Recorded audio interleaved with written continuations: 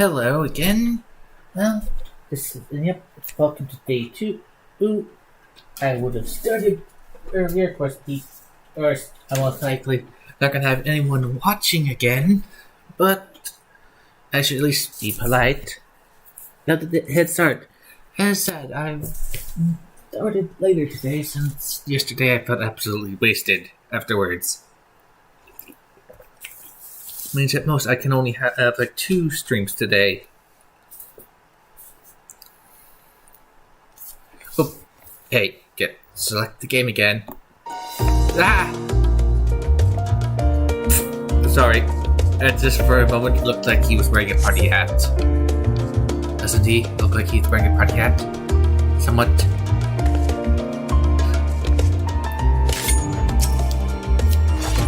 No talk.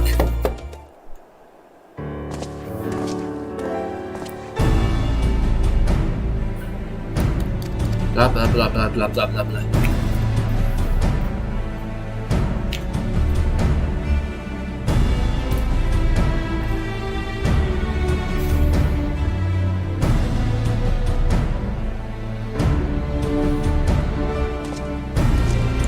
They're stolen, aren't they?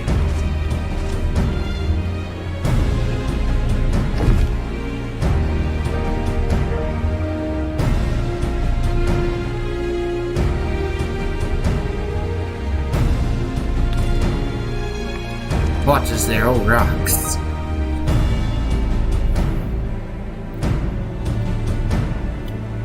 I don't trust them. Or you can't go in the case of it's going to get stolen, and then everything will be gone to waste. Because nothing can go right. It's too convenient right now.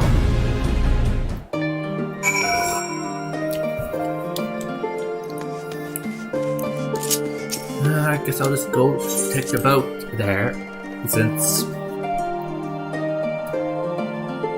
it's convenient.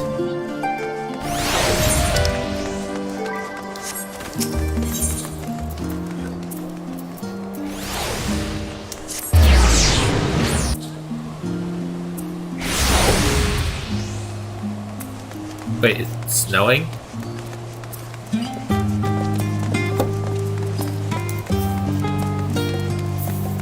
I'm just gonna take... Yep, snow.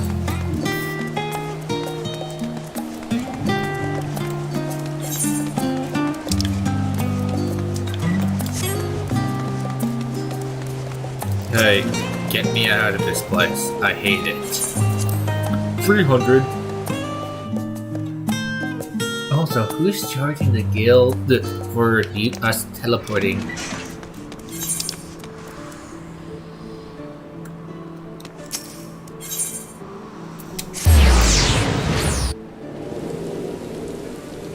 Well, I definitely like that they now have a display of where you're teleporting to rather than you having to remember the name and hope that you can teleport to it right.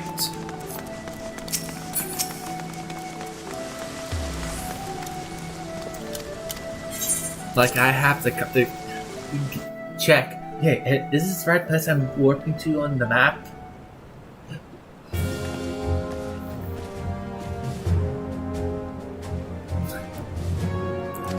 Do know we'll be jumping past the Lalafell's lines.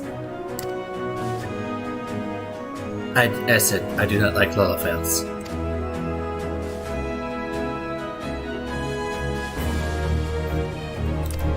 Mute. Sorry. Oh lol. I don't like most Lalafells.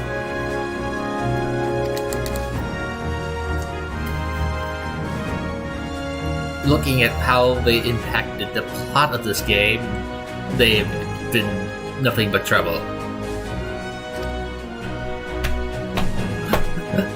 So yeah, I'm one of those people who liked that Lalafell died. One of the 7 scions, and then his companion is being written out of the plot. Well,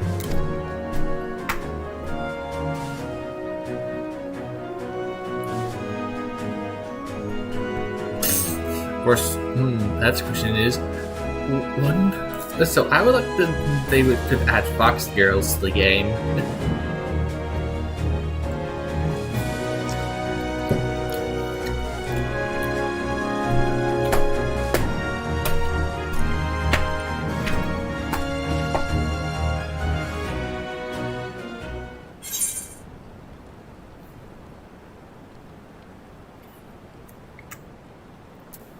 The people.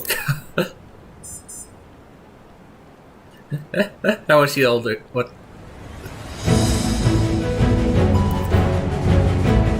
You guys are not gonna remark on me saying for the people of Galabel?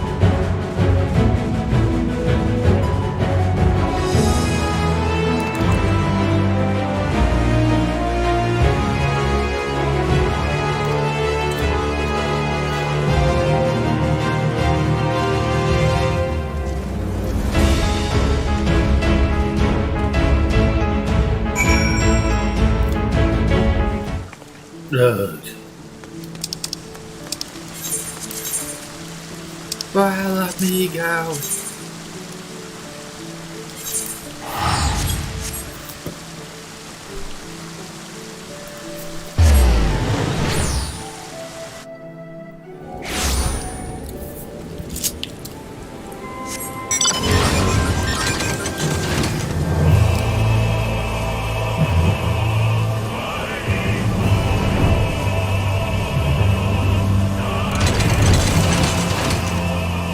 Darted dragon.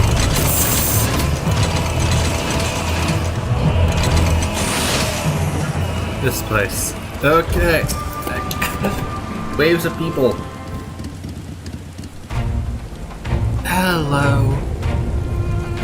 Why do I have to go around? Can someone say you're there when they go talk with you? And also, and you?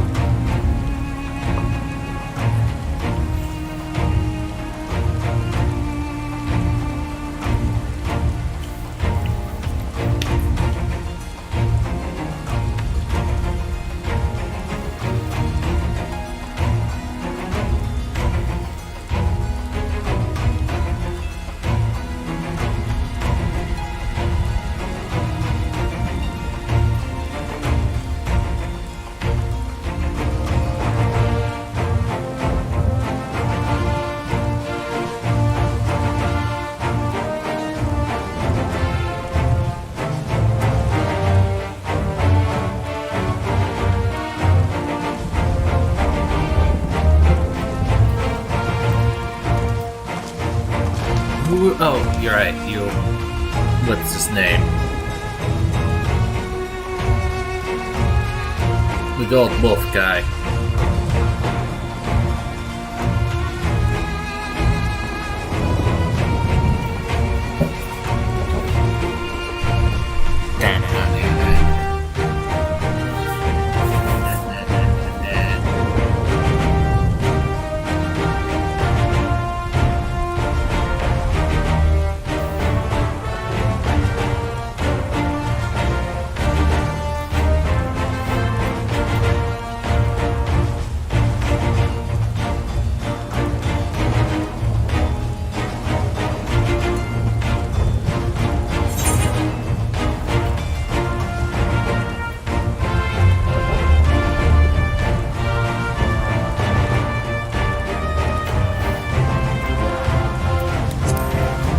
Yeah.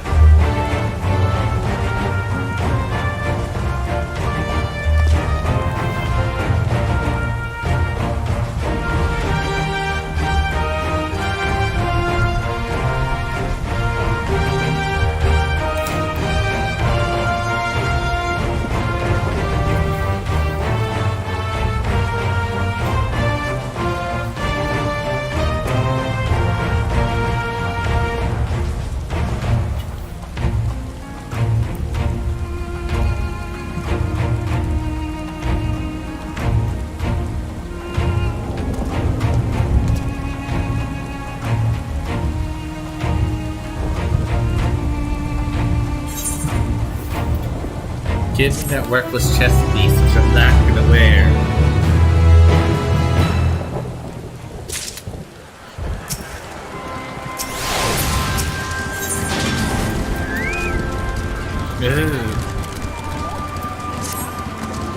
play a minion or something. I really hate when they do something like that nonsense. Okay. Why can't they just insert us in here right away? Upon us taking on the quest. Alright. By the 12. Dialogue.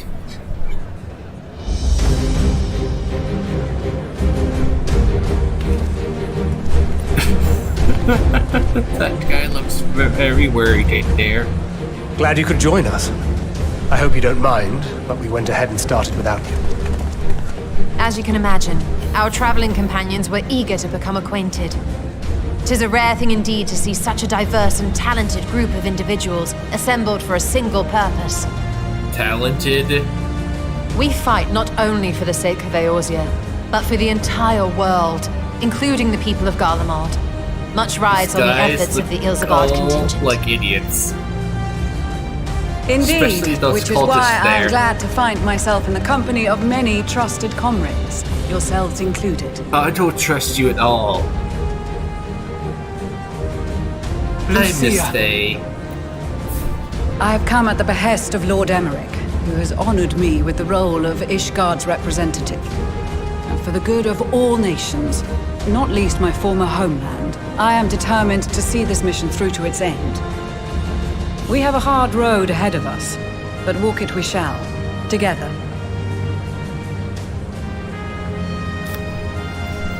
Don't look at me. I hate We just can like you. welcome this opportunity to work together once more. I have faith that if there is a way to resolve this conflict, we will find it. Allow me to introduce you to the rest of our company. Everyone! If I may have your attention. Can I leave? I hate you cultists. That white bitch guy. Hey, what happens if you never did his quest line? Then what? Would he be here? This is just far I would have preferred. Might I ask you to speak first?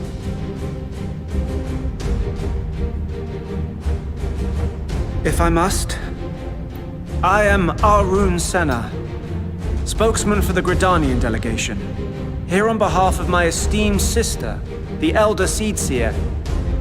We shall provide support and protection to those in need during our time in Garlemald. To that end, I am joined by healers selected by the Conjurers Guild, with the Order of the Twin Adder's Finest serving as our escort. You guys look like cannon fodder. Of course, with an experienced white mage such as yourself accompanying us as well, those requiring more involved treatment will be in safe hands. Oh, I like Raya how he sends her mentioned regards, by the way. I prefer your sister over you, guy. Suppose I'd better say my piece. Wait, I know you. The name's Sicard, in case you've forgotten. Who are Truth you? be told, I'd rather you had forgotten. Any road, the Admiral asked Captain Hillfear to send his best, and for whatever reason, he picked me. Who are you guys? Of course, if I'd refused, I'd be the laughing stock of the bloody executioners, and my reputation's taken enough of a keyhauling as it is. But more importantly, like any pirate worth his salt, I know when you're staring down a storm, you gotta trust in the commander of your ship. I don't trust you guys, though. So if the Admiral wants us to go to Garlemald, not for plunder and glory, but a promise of peace in our time, then that's what we'll do. Can we forget you guys? Since we all know how much the Empire loves its steel, we thought we'd bring along a few smiths to make the most of it. Give them a pile of scrap and they'll cobble together anything you fancy. I can do it better. Of course, just like the Gridanians, we got fighters of our own. We might have come with a more constructive purpose in mind, but we're more than capable of cracking skulls, believe you me. Never talk again. Well, you're certainly raring to go. But then again, so are we. The most dependable warriors of Uldar and Alamigo have assembled at the Sultana and General Aldin's behest. Got our cultists right here. And a person from the... If Garlemald has truly fallen, then the whole place is likely to be crawling with Telophoroi. We'll need plenty of troops to clear and hold a path for others to follow. We got the cultists. That's where we come in. Naturally, Marshal Terrapin and I will be leading from the front.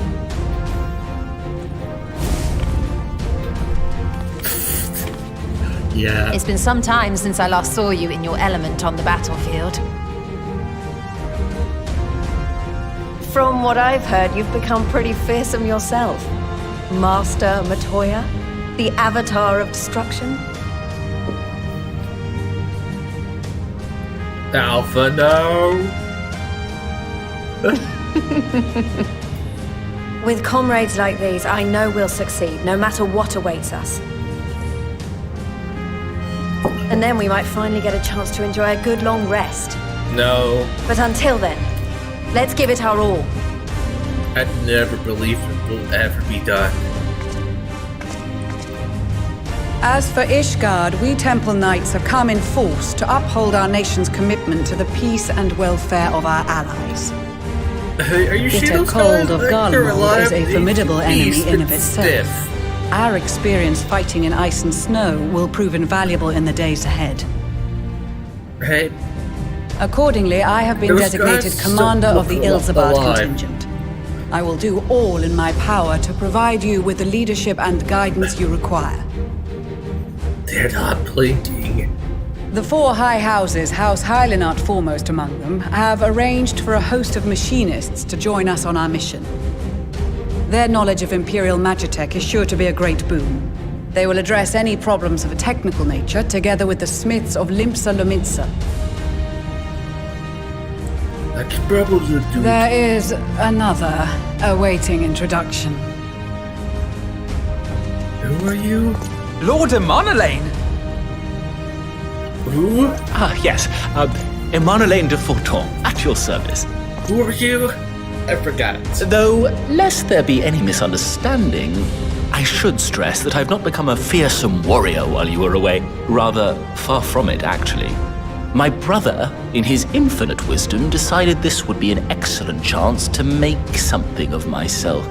Oh, and fight for world peace and all that. Who are you again? But, should the opportunity arise for... Should you be a dancer instead? I don't even...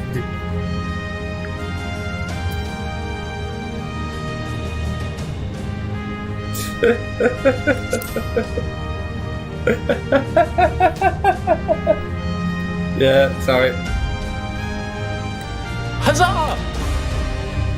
Go pick up a dancer. I believe that concludes. Our allies from the Eastern Alliance were due to arrive some time ago, but it would appear they have been delayed. Would that be the shinobi of Doma? Actually, they've been tasked with relaying messages back and forth between the various Eastern nations. According to Lord Hien, however, an equally capable company of warriors has been sent in their stead. Out of my way, you... The nomads.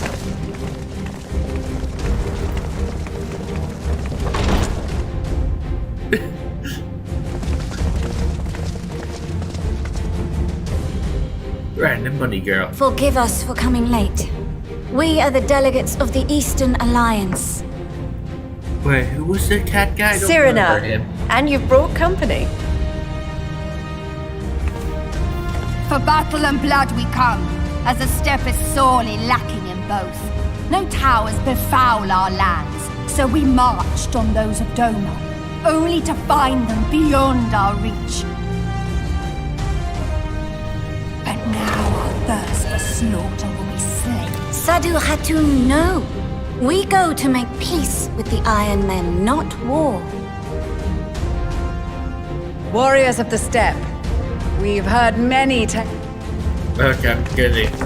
Members of the Dalmascan resistance group, Lente's Tears. We don't remember you guys. And the Bosnian resistance. Between them, they have a wealth of experience in espionage, and are particularly adept at infiltrating Imperial facilities. Which is fortuitous, since Garlemald's domain is so vast that I could never hope to handle reconnaissance duties all by myself.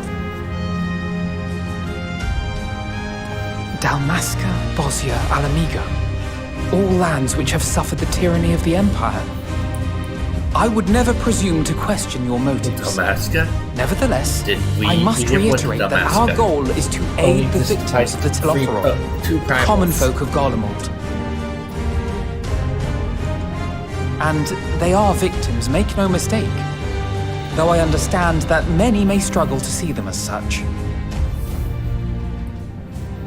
You're more right than you know. For every one of us that answered the call, there were a dozen that refused. Not only in Alamigo, but everywhere we went. And who could blame them? The Empire's always been the enemy. But after seeing what we've seen, fighting and working against and with Garleans, there's no denying the simple truth. They're just people, no different from you or I. They've got their share of liars and murderers, but so do we. So do we all. Fordola, who once swore herself to Garlemald, has proven herself a trusted ally time and time again. Every Eorzean here knows Cid Garland, the Imperial defector who shared with us countless technological wonders. Gaius bloody Baelsar himself is working to help rebuild Wurlid, a nation he once conquered. So you can believe me when I say that every fighter here understands and accepts that the Imperials are not monsters and are deserving of help. No. Or at least that they were able to put aside their feelings for the greater good. G-Warrior is so underused. It won't be easy. But we're all determined to make this world a better place.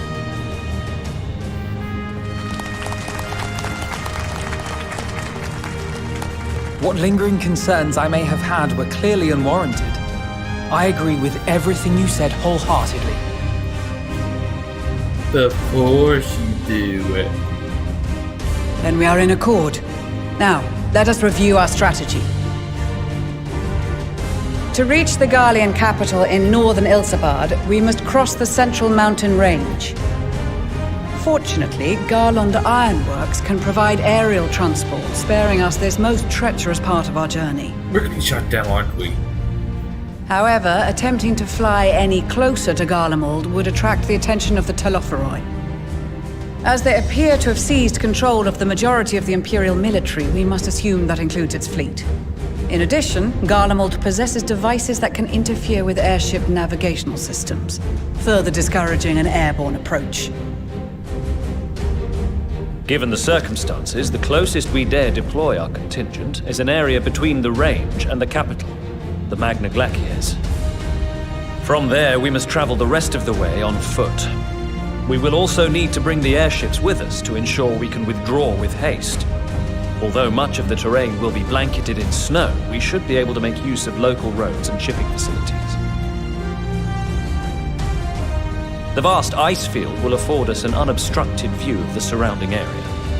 On the other hand, it will also allow others to easily spot us, so it is imperative that we only make camp in positions where we can easily defend ourselves. And the airships, which must be kept safe at all costs. We cannot account for every possibility, so we must be prepared to think on our feet. We will be tested. Sorely tested, I expect. But for our homes and for our people, and a people not our own... Sorry.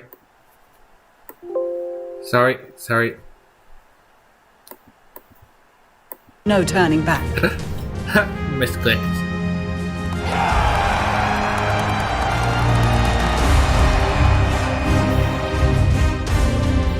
Okay, I'm gonna go refill my cup of soda since the dialogue is over right now.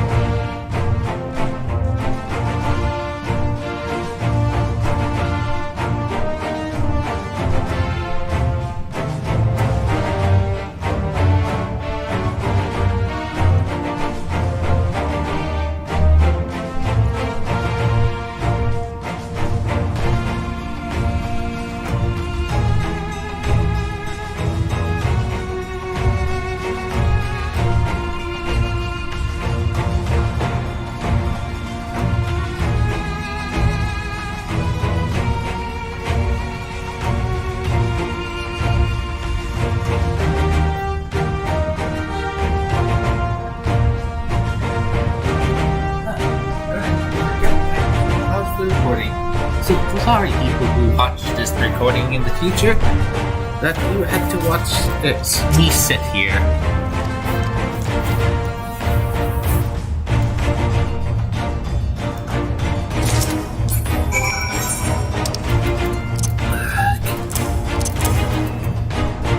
I'm just gonna get rid of this.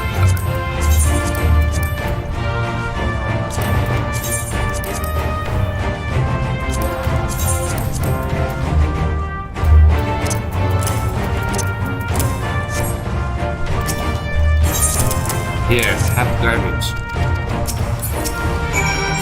Here, have garbage. Here, have garbage. Somewhat likable character. Here, garbage. Somewhat likable character. Here, have garbage. Somewhat likable character. So who's the last person I'm supposed to give? I don't even remember who you are.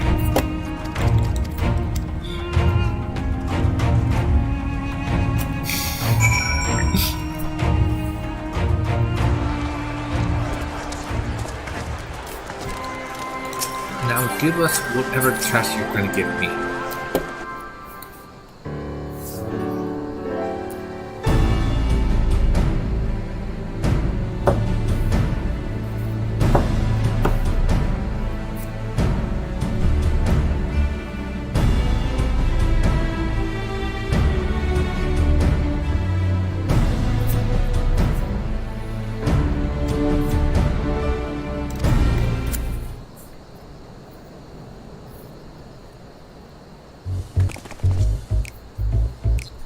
Oh, great, you.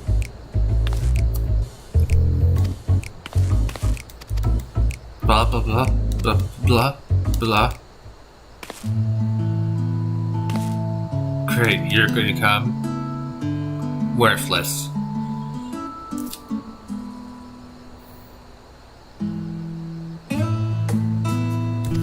Blah. Blah. Blah, blah, blah.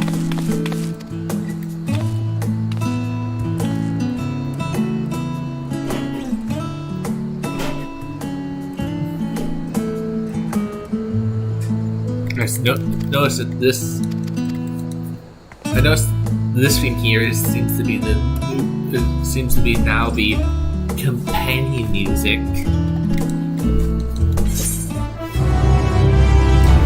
Sorry, I didn't see what I'm getting since I just wanted to ignore her uselessness. I really dislike the secretary.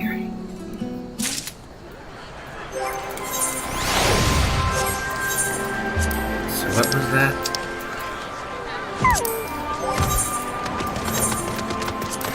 Get out of my inventory.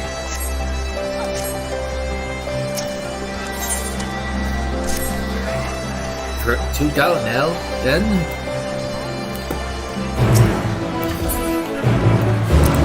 Wonder what's going to force us to go all the way back to...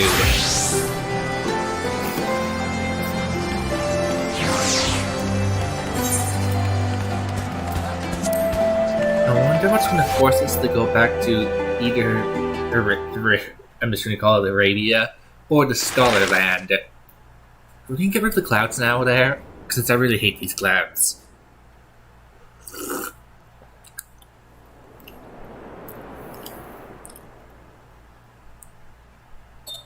Ilsabad, divided in twain by a vast mountain range. No. Those who would traverse its jagged peaks face peril at every step. But why go by foot when one can simply fly? Darn it, I really want to get those clouds out of there so I can know what's underneath the clouds. This is just clouds. And likely.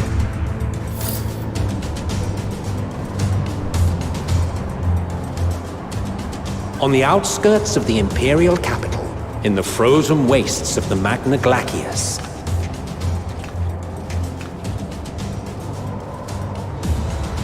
the winds howl in icy protest, as if to warn against further trespass.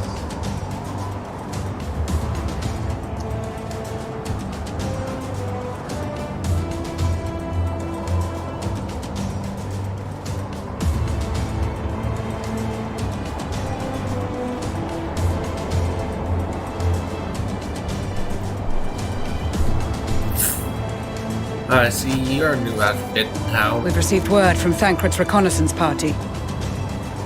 They've sighted a detachment of heavily armed Imperials. Survivors of the Civil War, perhaps? Perhaps, but there is more to it than that. Is there a Shiva? Maxima reports that they're led by Vigilia, legatus of the 3rd Legion, which comprises the bulk of their number. However, they are also joined by several members of the 1st. From what I recall, the 3rd Legion fought for Nerva in the War of Succession following Varus's death. The 1st, on the other hand, were under the direct command of the Emperor and rejected Nerva's claim to the throne. These legions were enemies. Indeed. In fact, our sources claim that it was a conflict between them that sparked the Civil War. Yet now, these former foes cooperate to defend a ruined Garlemald from invasion. Then it is all but certain they have been tempered. So, what's the plan? If me and my crew is out reaving, we charge straight in, no messing about. But that ain't what we're here for. Stop talking. Quite right. Direct. How so? Savage beatings, disarmament, and imprisonment? Not impossible, but easier said than done in the heat of battle.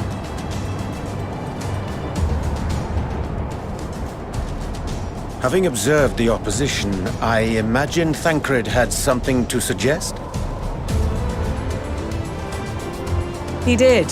He and the other scouts have already infiltrated a supply depot some distance beyond the Imperial detachment's current position. Stored within is a stockpile of Magitech armaments, and once we give the signal, Thancred's team will destroy them all. In so doing, we will deprive frontline troops of materiel, and likely force the detachment to send men to investigate. You could really use those Divide armaments, and though. conquer. Not a bad idea. Once the scouts have finished their preparations, we will split into 2 groups. The first will form the vanguard, while the other brings up the rear with our supplies.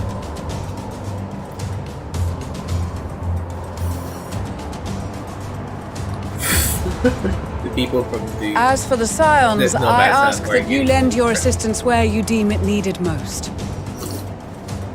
By myself? I would prefer, however, that you accompany the rearguard and be prepared to join the van at a moment's notice. Kept in reserve as our trump card, so to speak. I'm literally the only one able to do anything here. I showed you. You don't advance that much.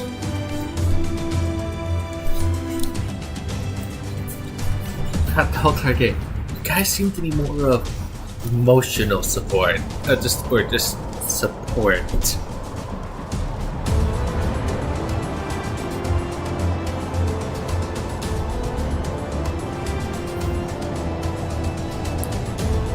Well, I like Thancred's outfit there, but you're no longer in a row. Oh, get it more.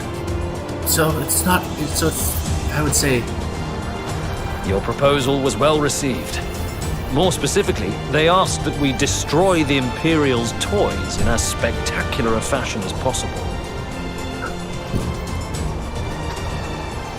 Miss Stoller always did have a flair for the dramatic. She's not an easy woman to please, but I shall do my best to satisfy her thirst for fireworks. Can we just take it? All right. Once more for my peace of mind. Our first objective will be to rig the enemy's Magitech with explosives. After we've withdrawn to a safe distance, we'll detonate them remotely. Our second will be to issue a deactivation command to the automated units via the control terminal.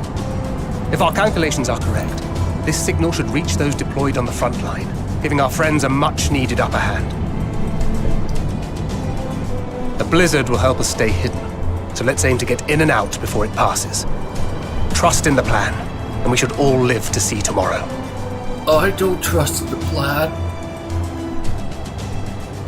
We don't. In the meantime, I will relay messages back and forth as the situation unfolds. You'll forgive me if I ask again, but are you certain you wish to play the lone wolf? Wouldn't have it any other way. Call it foolish and reckless if you like, but I'll get the job done. I always do. Unlike Jeff. Very well. I wish you the best of luck. He's so gonna die. Oh, I'm so gonna be awesome.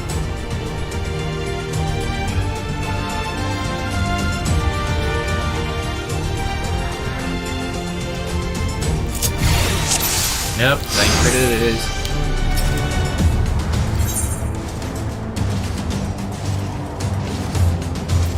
Commence. Keep your wits about you. It's time. We only have one shot at this, so let's make it count.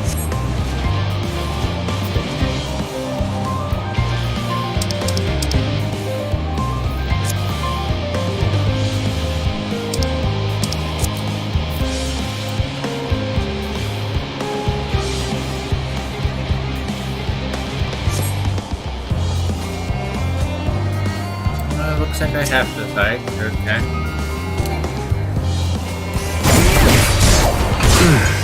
Must be losing my touch.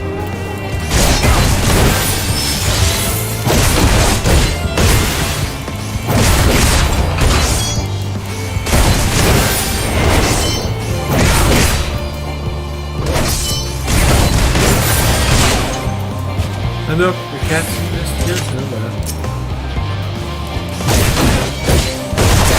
Spotted. Bombardment.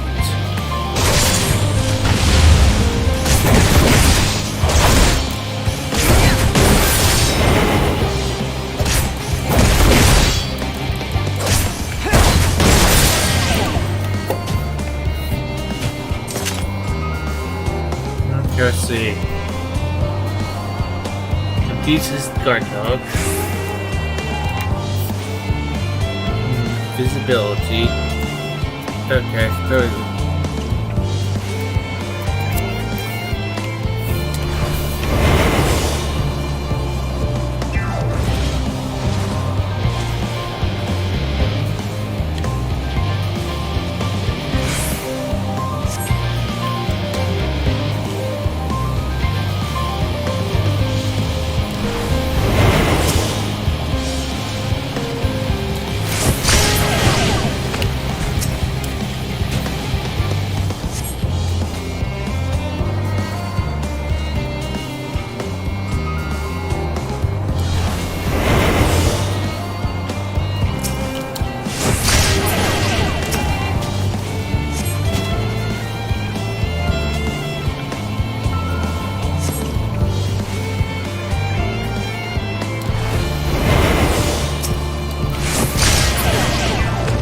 Oh, Father.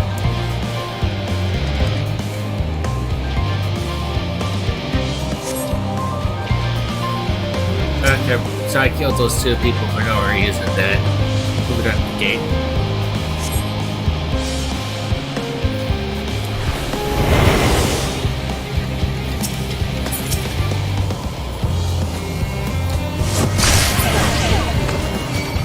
Damn, spotted.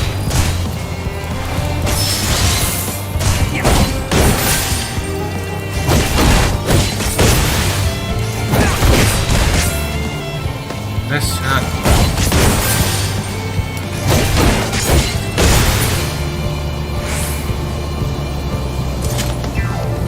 Okay.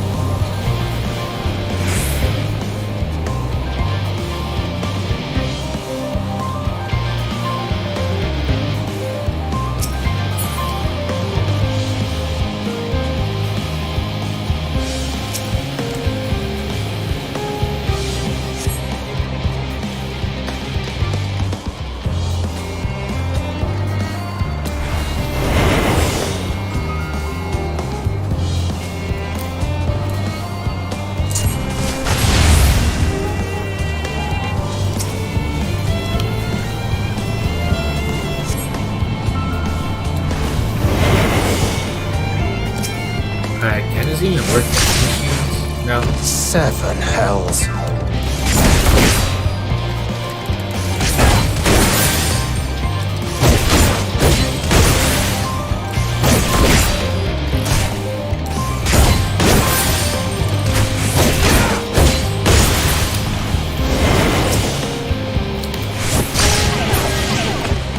These guys are gonna be killed anyway because these things explode.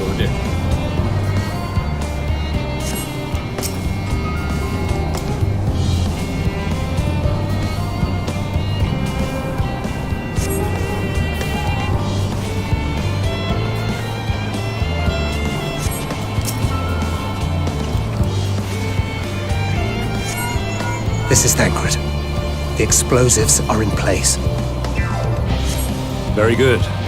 All is proceeding as planned. Head to the control tower. It should be to the northwest. Understood. Have the others wait at the rendezvous point.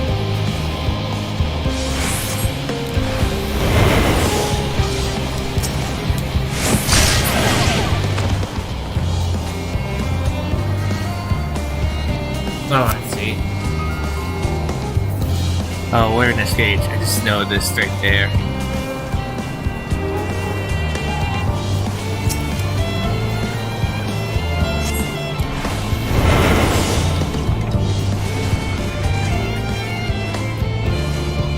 Okay, now it's getting real. Ugh. I feel like I should avoid contact with those mechs.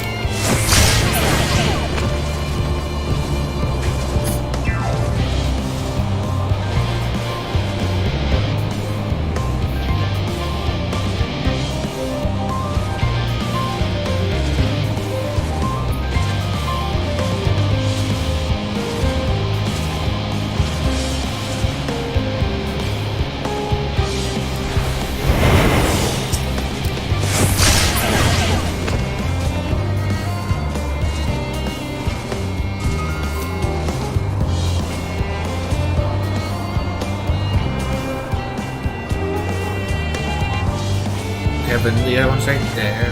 They move.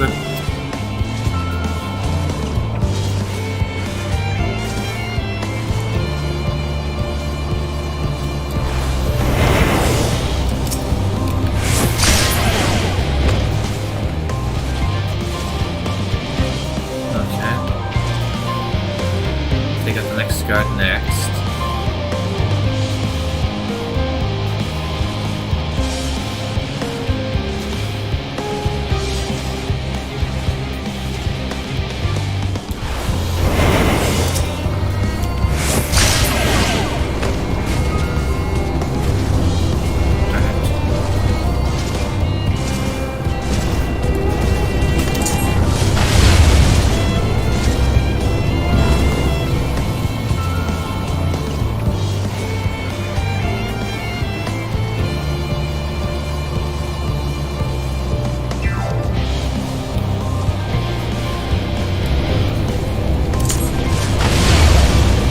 Seven hells.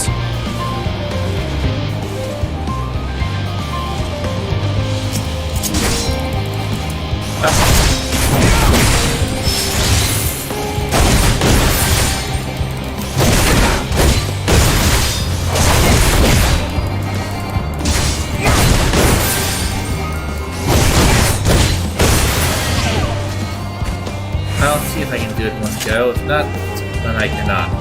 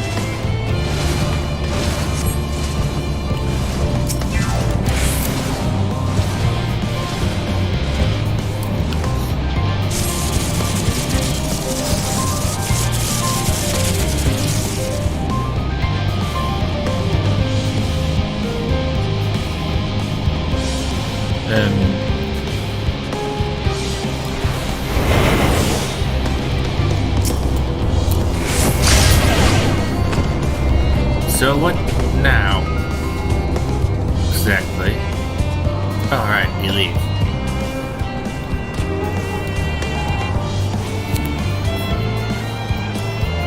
Yeah, I beat it in one go.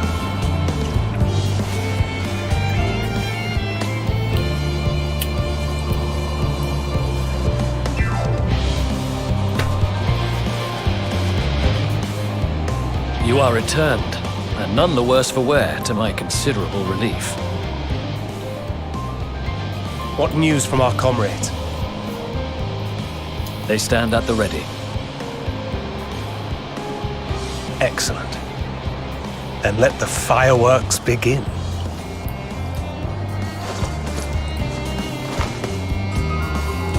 Are you sure that's sorry.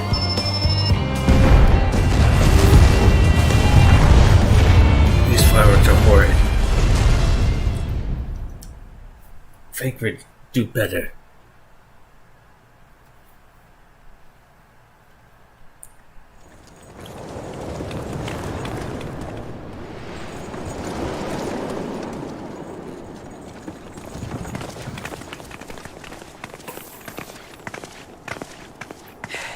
The blizzard's beginning to clear. It's already The has Vanguard cleared. should be engaging the Imperials any moment now. If they haven't already. Ishtola and the others are with them, so I'm sure they'll be all right, but...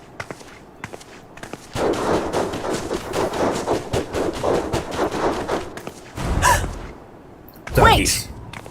Something's coming!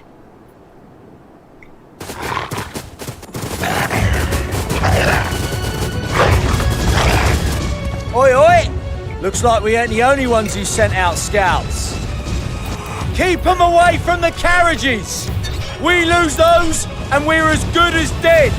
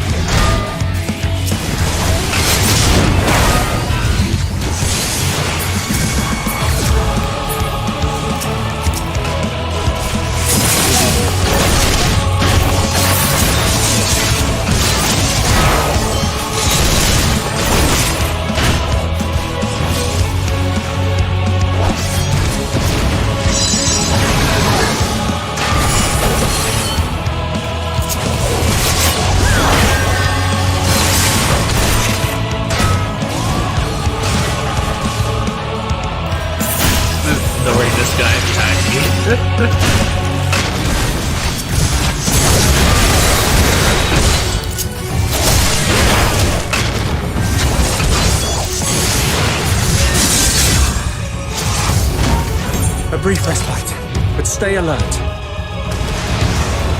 Do I help them? Keep the carriages safe. Only one scene?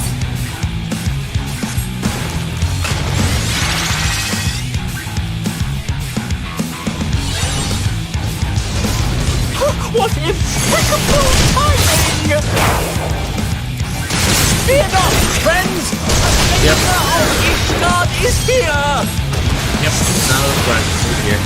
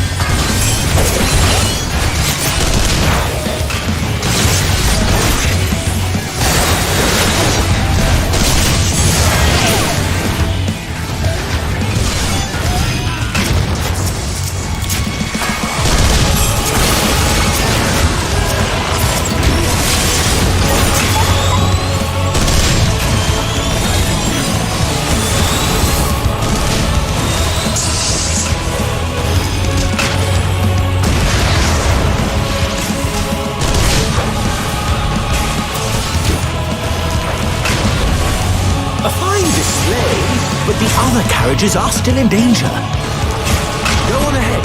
We'll hold the line.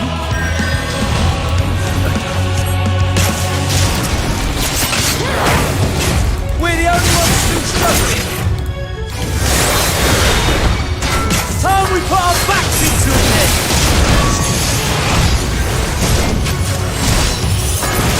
I've been itching for a good scrap.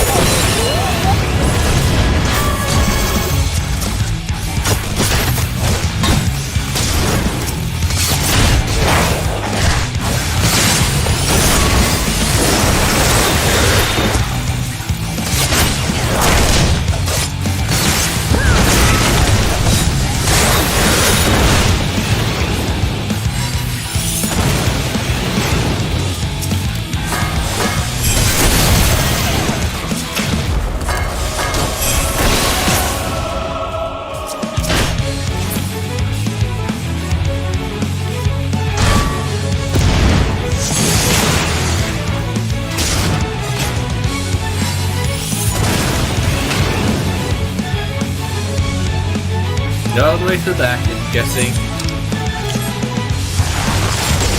Oh.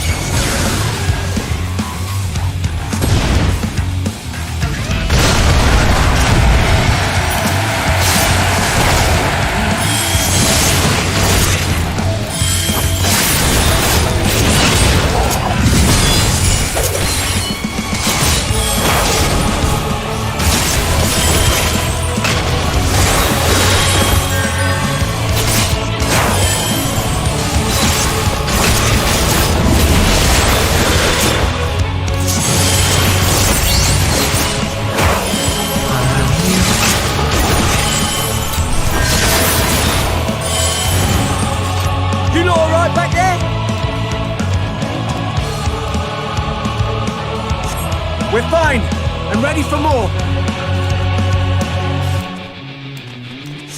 Hear that? Ugh. Get to the front and turn the tide. I was already at the front, not doing that.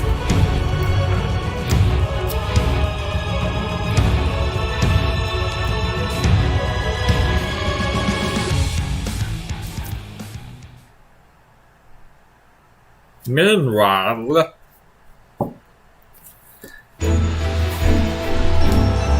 who are we controlling up here?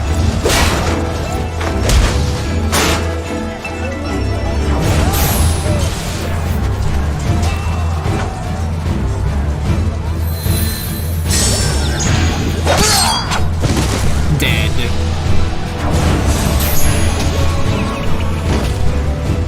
Removed from the field was not a euphemism for enthusiastically murder. It's nothing that won't heal. In time. You literally hit them in the head with a pointy object. The trouble is, their tempering has made them utterly fearless. Subduing them would be easier if they had the capacity to submit in the first place. Well, this is the path our young charges would have us walk, and that we all agreed to follow. You knew it would be hard, yet still you pledged your lance, did you not? Yes, but I like killing. I'm killing that. That I did.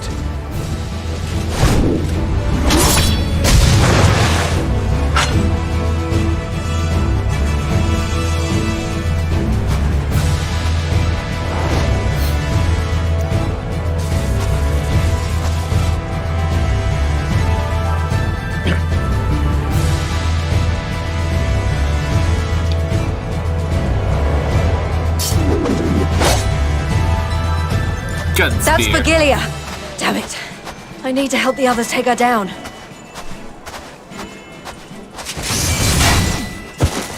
There's no end to them.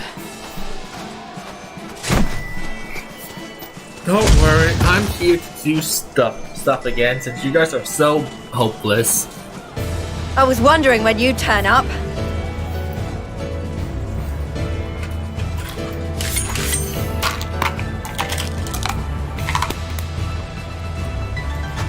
There's no stopping us now.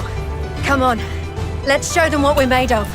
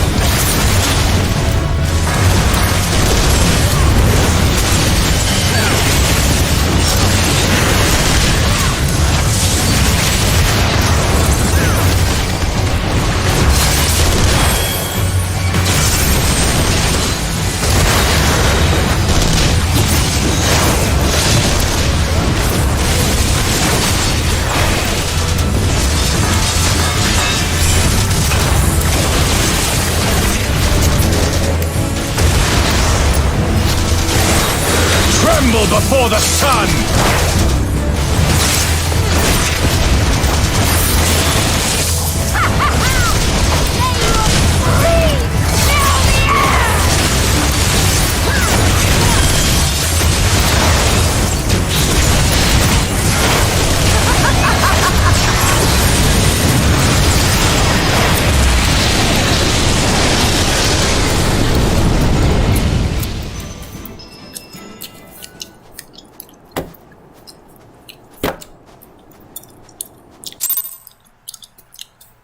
So annoying.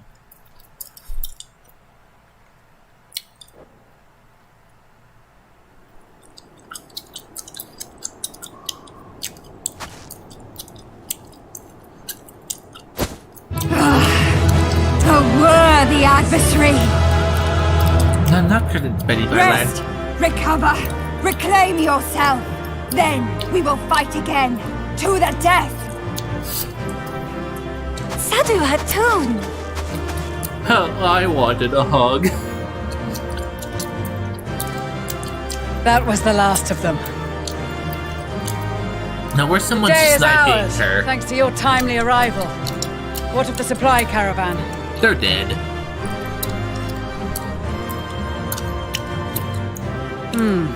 Outmaneuvered, but not outmatched.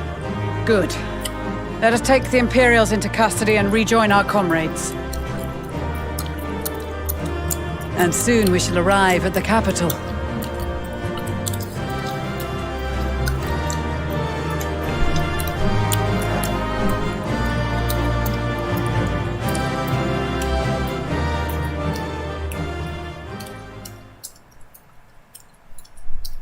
So cold and unforgiving.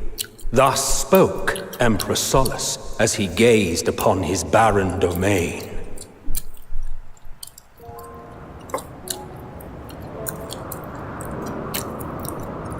"800 years it had been since the Garleans first set foot here.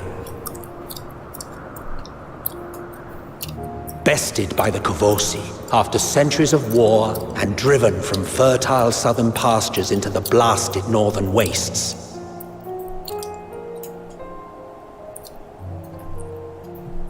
In that garden of desolation, they clung to one another for warmth, freezing, hungry, desperate, hated.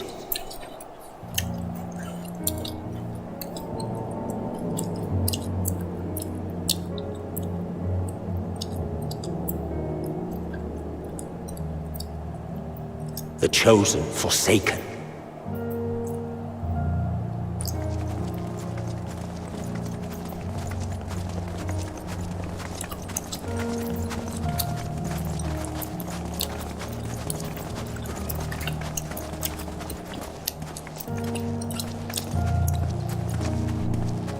In the year 1513 of the 6th Astral Era, a young legatus named Solus single-handedly sparked the Magitech Revolution.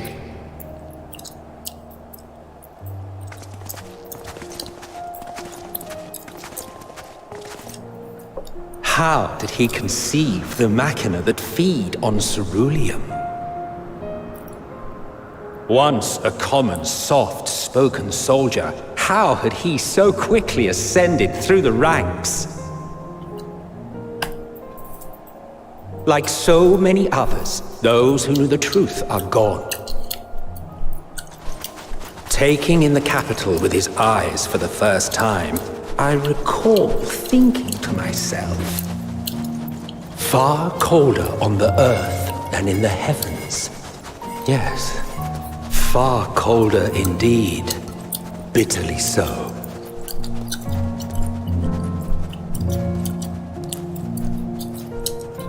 Right, he was soulless. Right.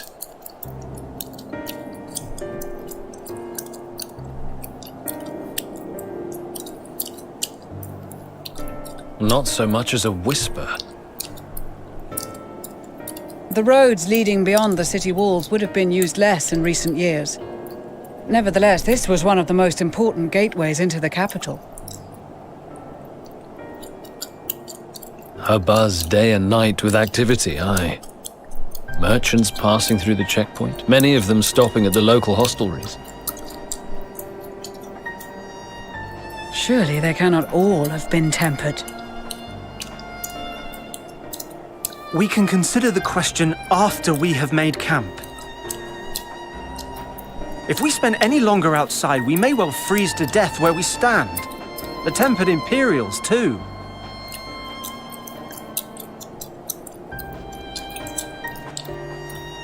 This will be our temporary base of operations. Secure shelter for ourselves and the injured, and dispatch scouts to survey the surrounding area.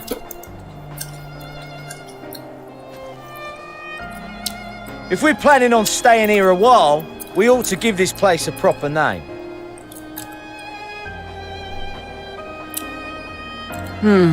Well, the constant sound of ice cracking underfoot makes me think of broken glass. An apt name, perhaps. But enough of this. To work, everyone!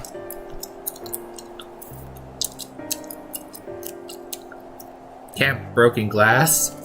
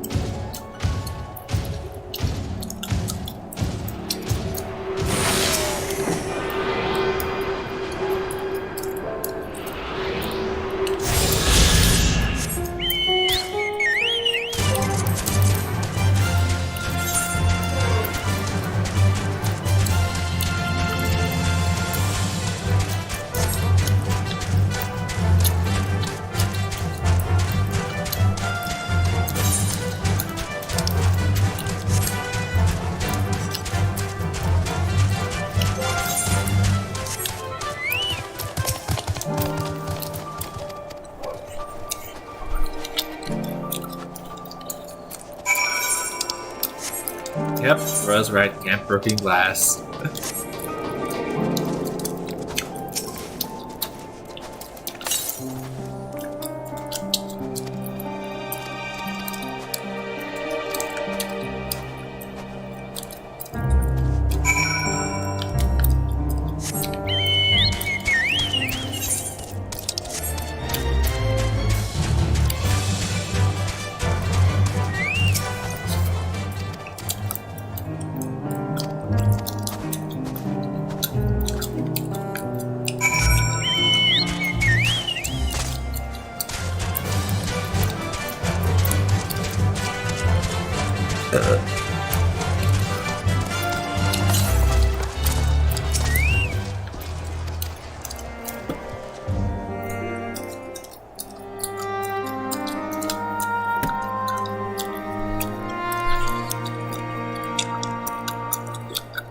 Our present situation is as follows.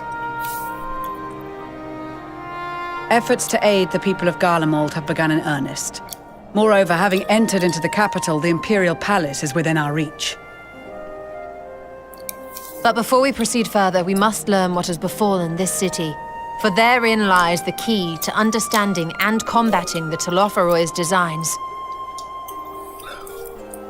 I have a suggestion, if I may.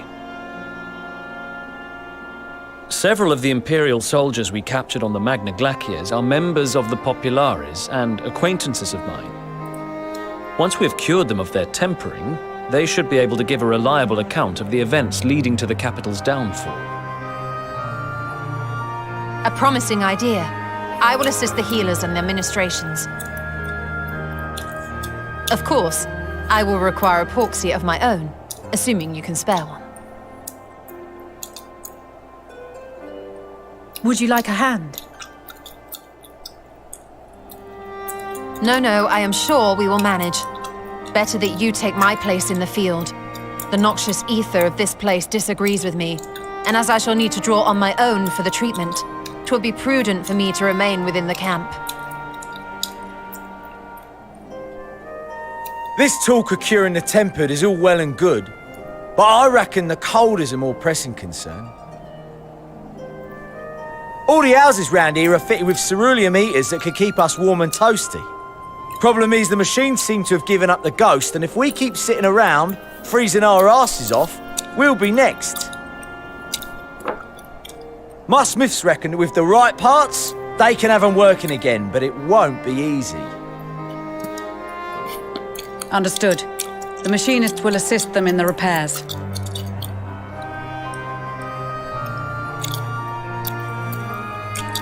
The rest of us should either stand watch or survey the area.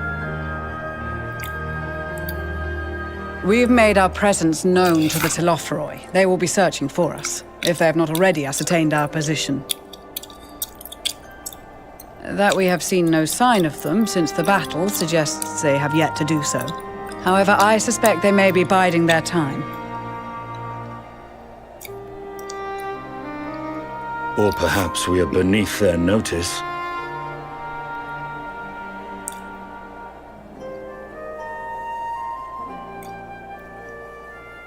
In any event, we'll find no answers standing around here. Urianger, Estinian and myself have visited Garlemald recently, so we'll lead the reconnaissance efforts. Perhaps bolstered by a few Bosnian and Dalmatian scouts from my previous excursion for good measure.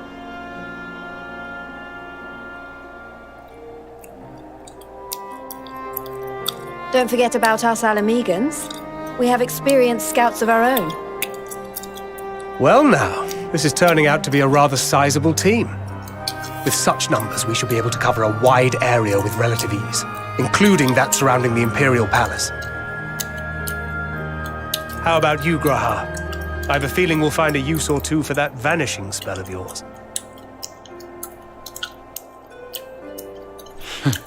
'Twould be my honor to be of service, though I doubt that you of all people need rely on my tricks. That leaves us with guard duty. As a matter of fact, I have something else in mind for the two of you and Alphino. Between here and the center of the capital lies the Eblan Rhine. I would have you search the area for survivors. Your keen sense of direction, honed in your extensive travels, should prove useful in navigating the ice fields. I just used my map.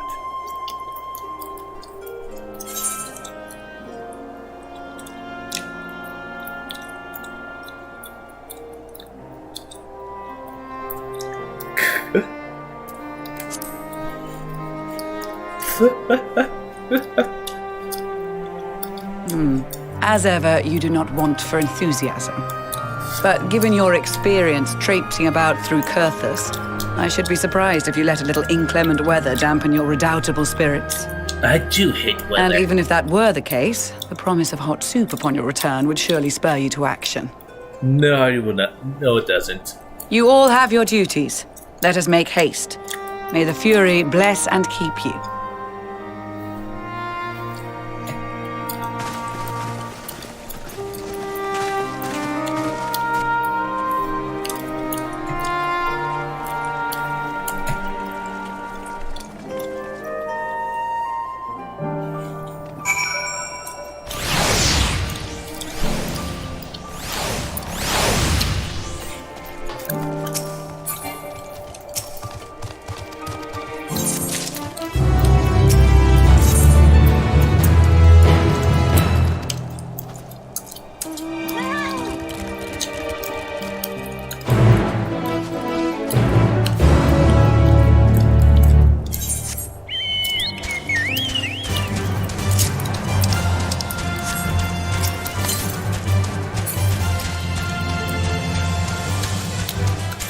Guessing, let's see.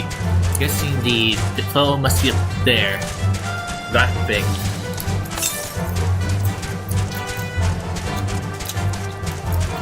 I guess, right.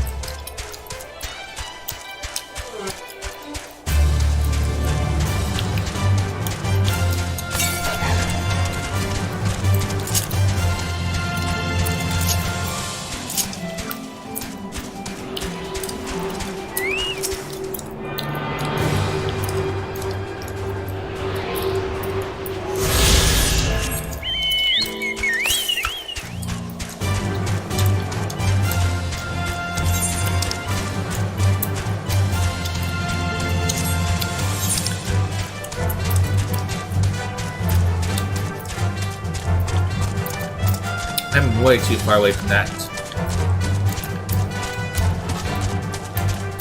Well, I'll attempt to make it. If not, I'll head towards that fate.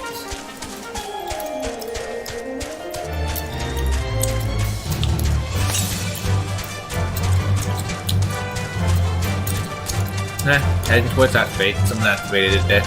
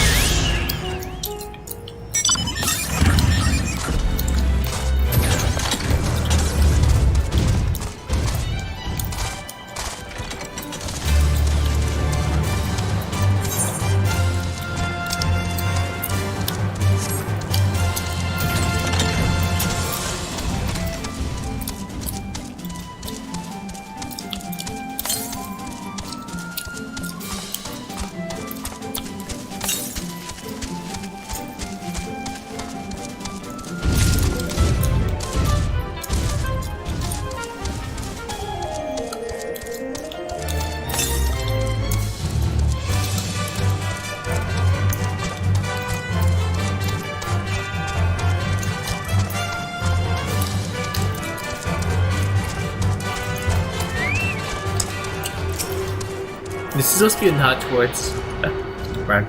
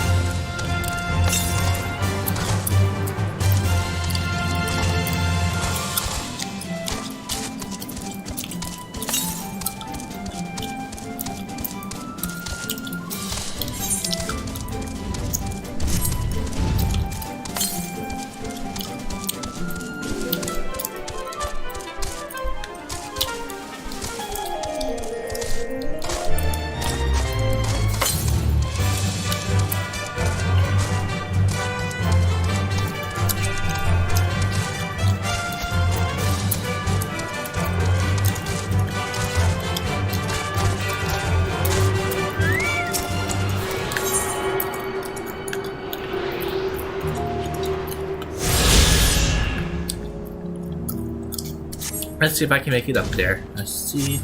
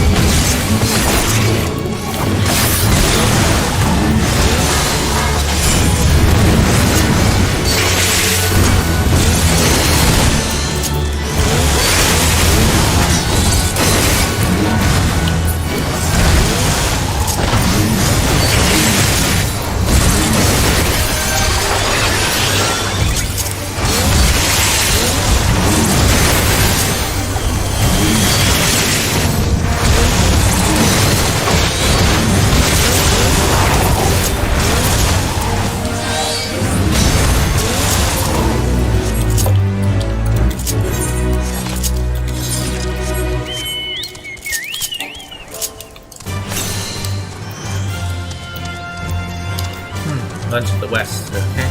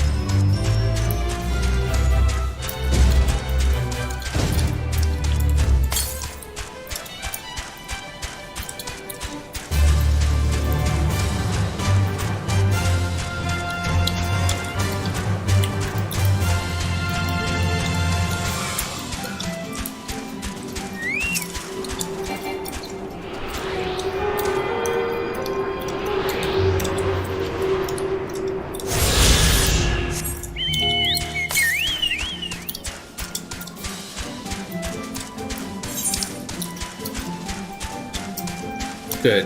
Nothing will feed me. One opened up nearby.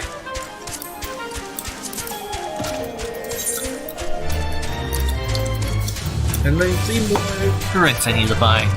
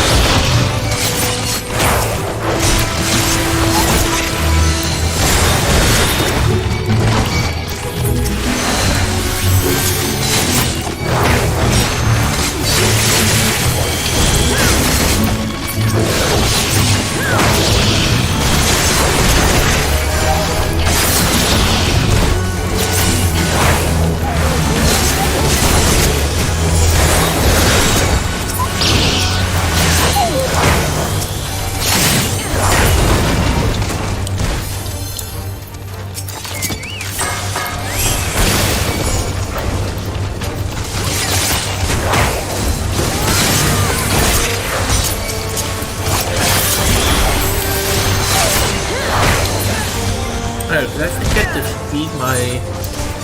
Yes, I did.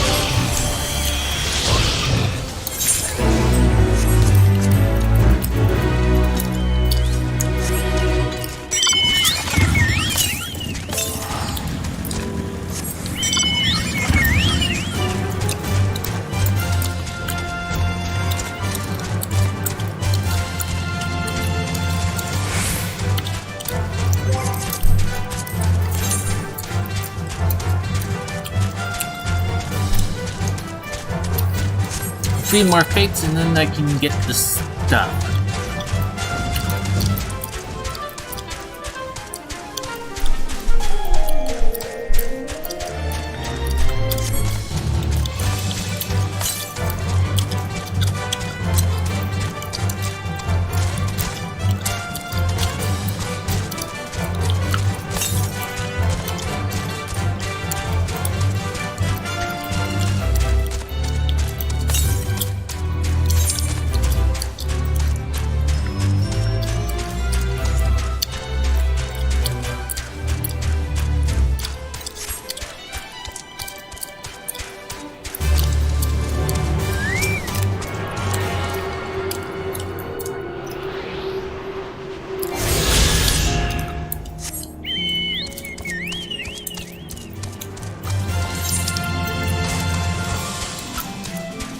Oh, let's see if I can get over there.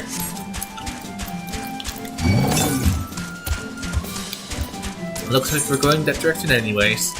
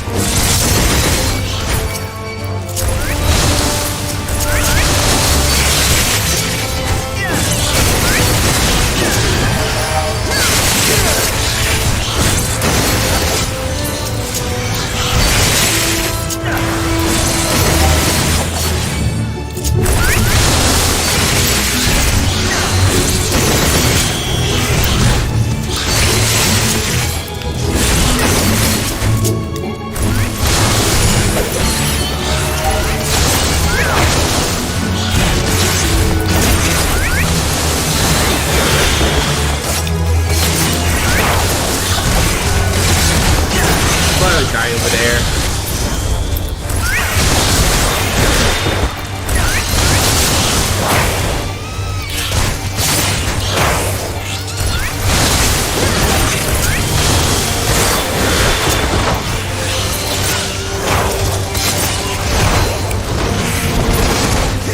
Oh, he got that. Boy got killed.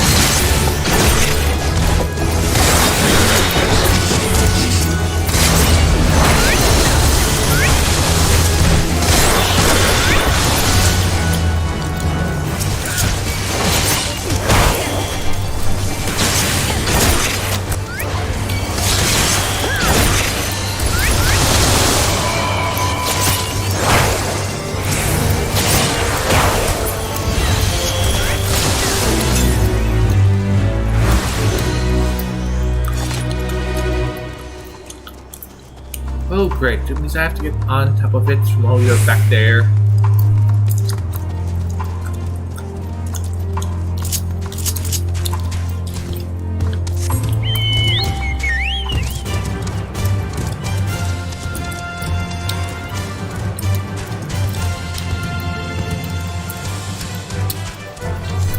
Well, I'll see about trying to get on top of it then.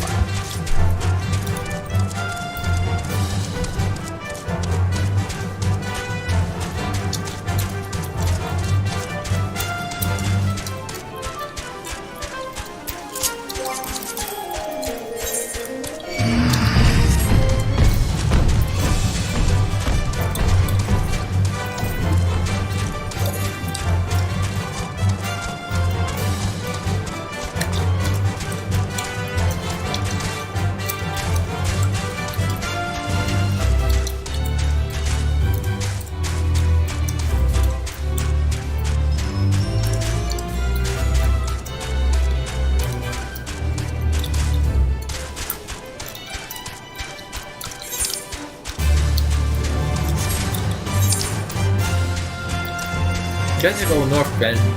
Go get that.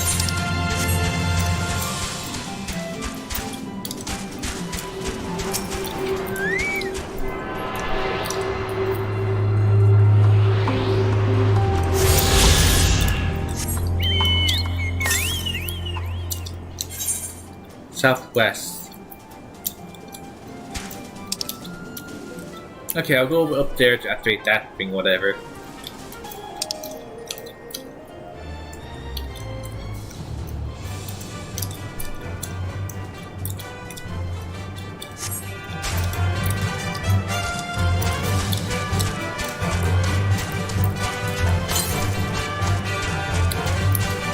I'm guessing that cave right there. Oh, look. Are you a hunt? Yep, you are.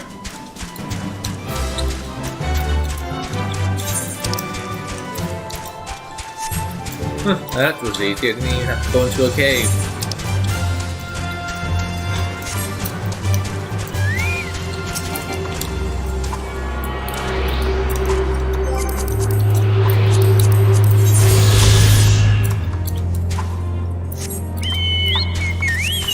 Need 2 more fates.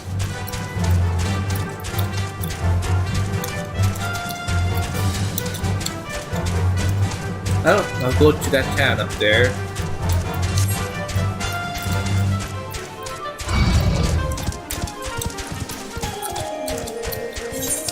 Oh, I think there's open up over there.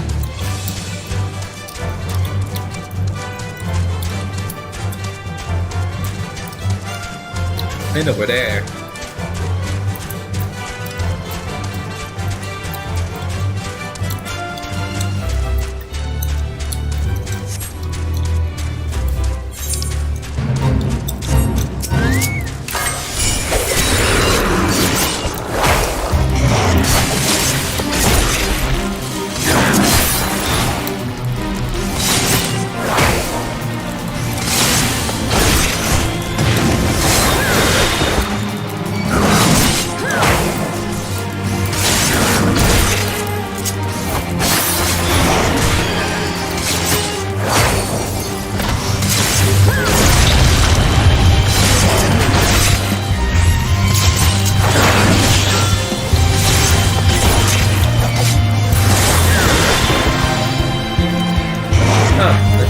Up there, over there.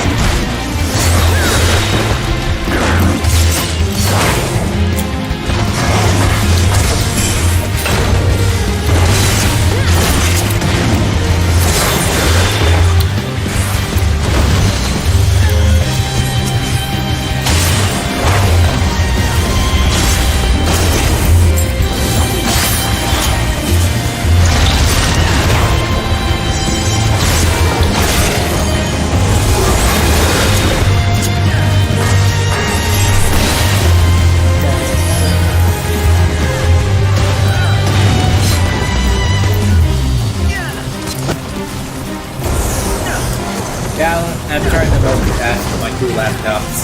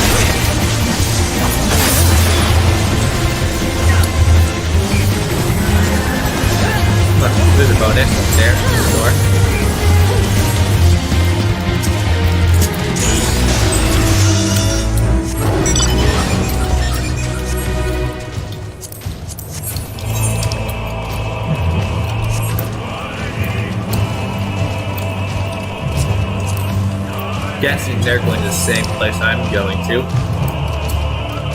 Hence the Finland Grate.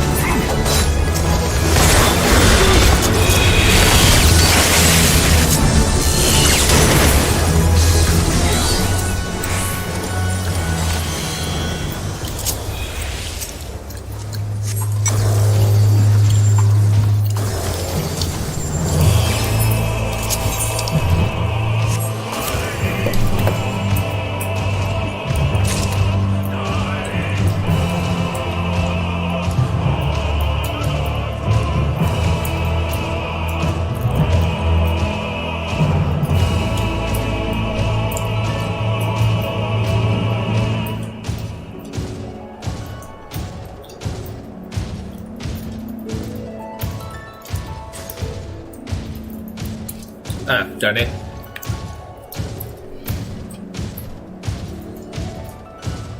Sorry, I'm not keeping track while I'm running.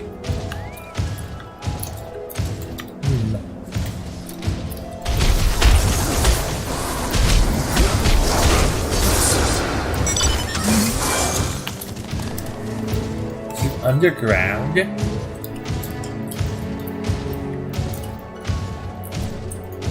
Or do I not get to it? I'm guessing it must be underground somewhere.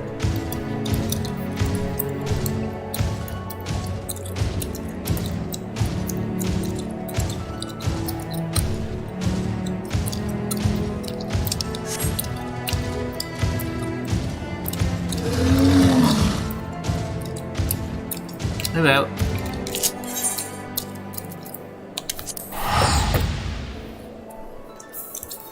I'm going to go.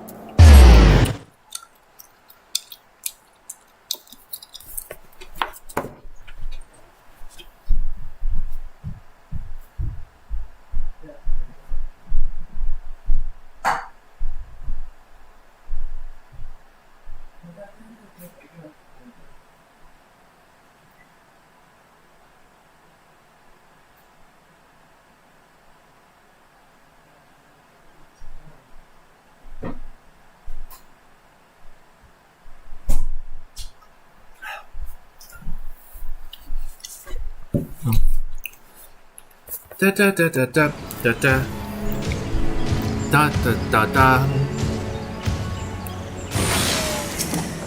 I'm just getting another onion.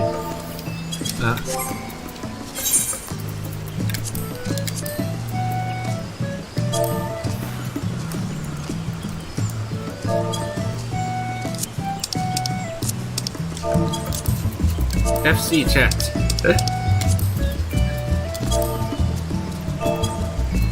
I don't have it. My FC is practically dead.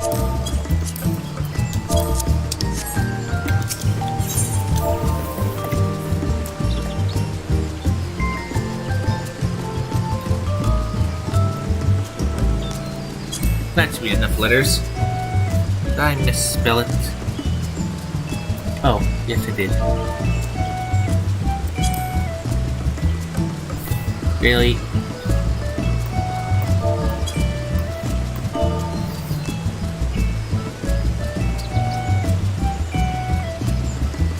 Okay. There we go. Still as expensive as always.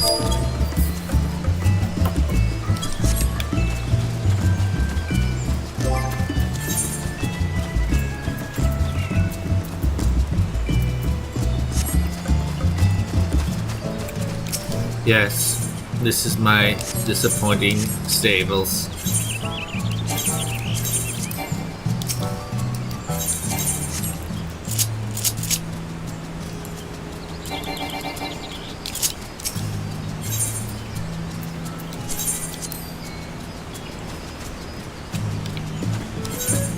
I think I have some brooms inside. Welcome to my disappointing house. Free company.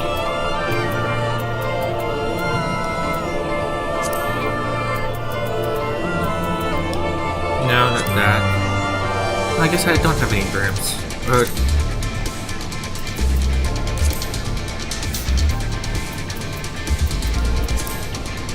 usually if I had some brooms.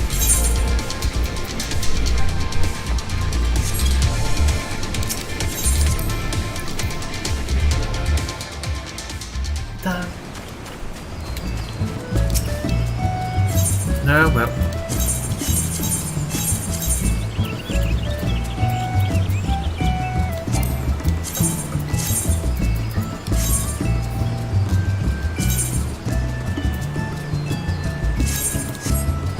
Bitch.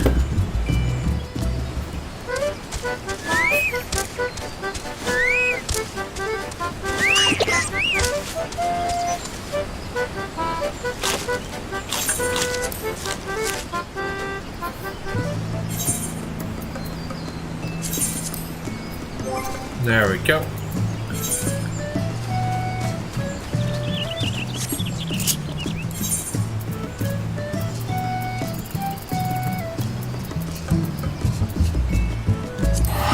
Apparently those two carry slots. Weird.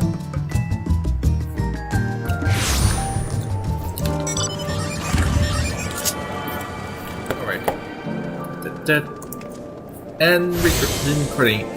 Well, people who are in the who watch the some down version, which is just me is the recorded version rather than the streamed version. I've cut away from my beating my chocobo.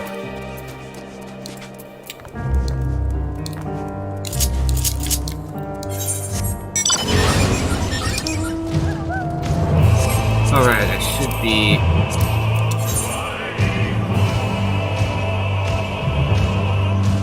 Yep, rank 2 means once I find that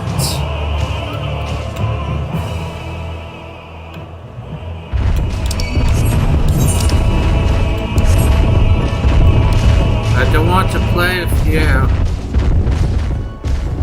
How are you even there?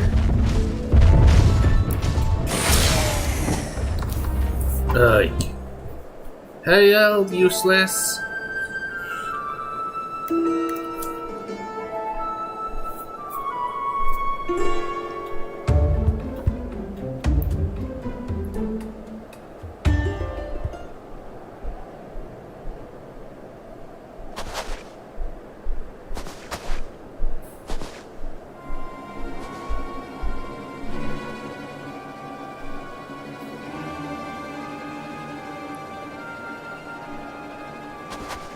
Are you sure? Why do I have to? Do I have to? Yes, you do. Just do it. So I may get in this girl's pants. What should you go then? No, I'm an idiot.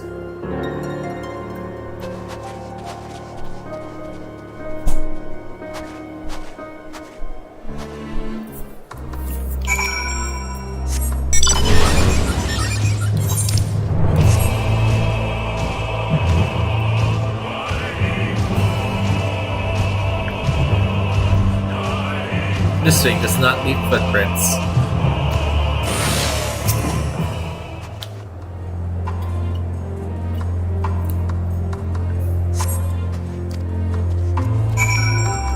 east. It looks more. Well, the print looked like it more was heading northeast. These ones look like they're heading southeast.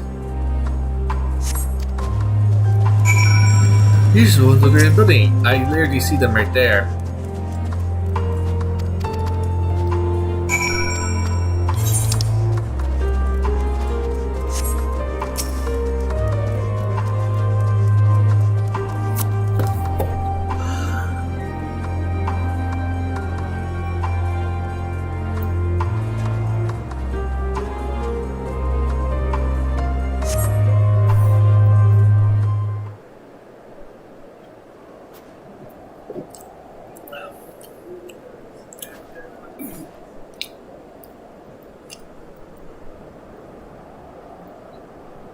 No, isn't this nearby that town?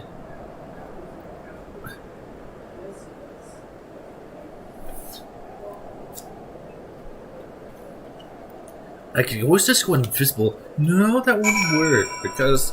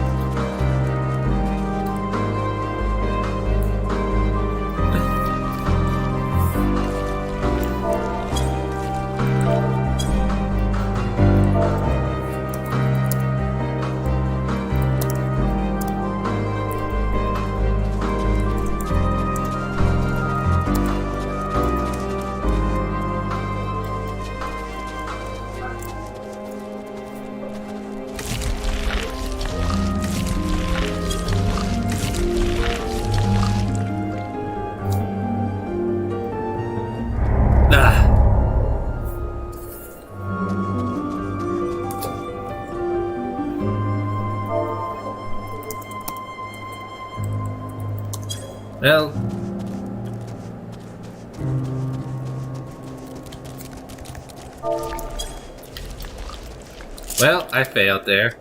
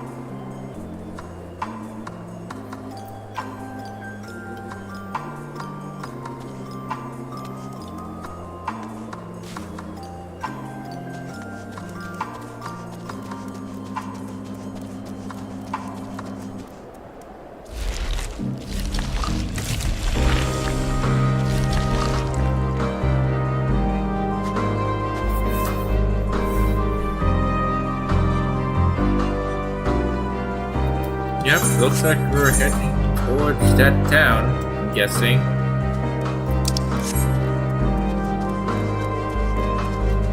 Oh, I'm guessing we're heading towards that house.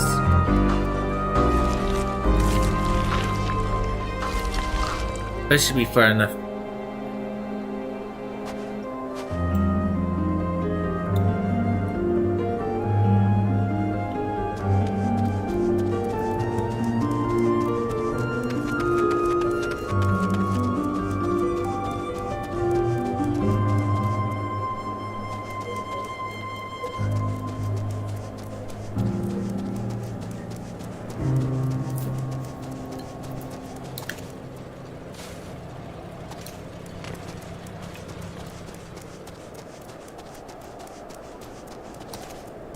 Here, come to this obvious house.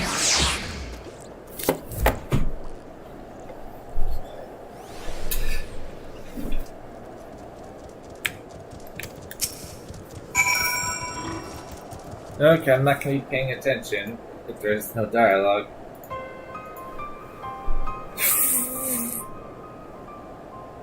Totally back, let me turn around. Oh my god!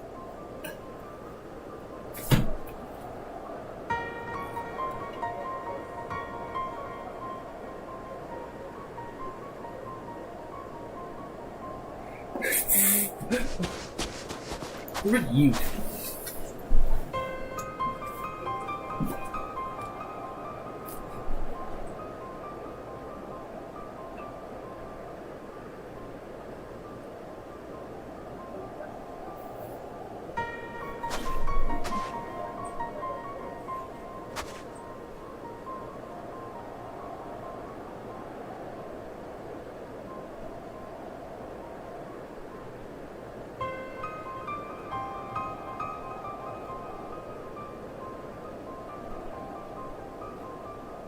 Okay, maybe I want to pay attention. Okay, we're pausing recording again. You guys.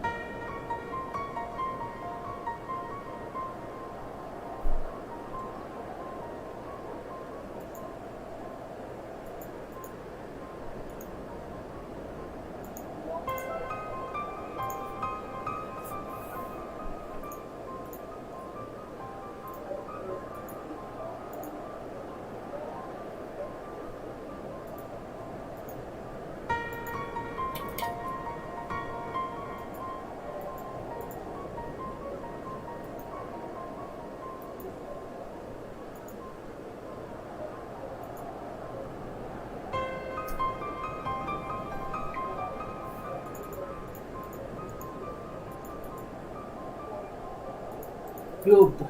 I blame you. No, someone else. We promised we're here to help. I don't trust you. Yeah, but trust you.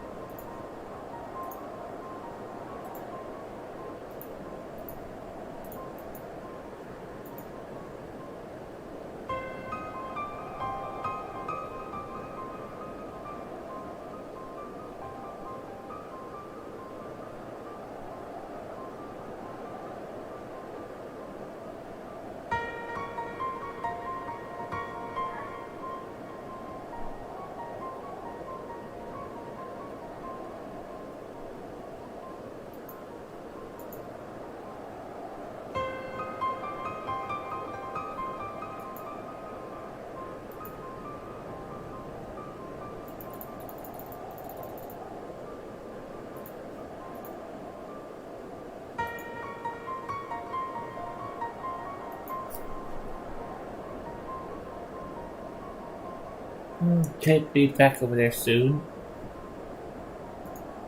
That said,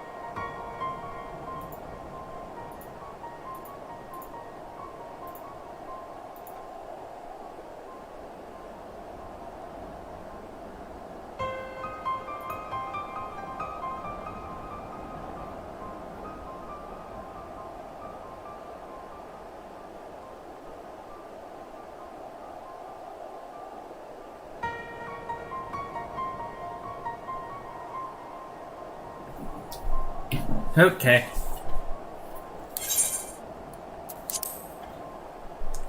Okay.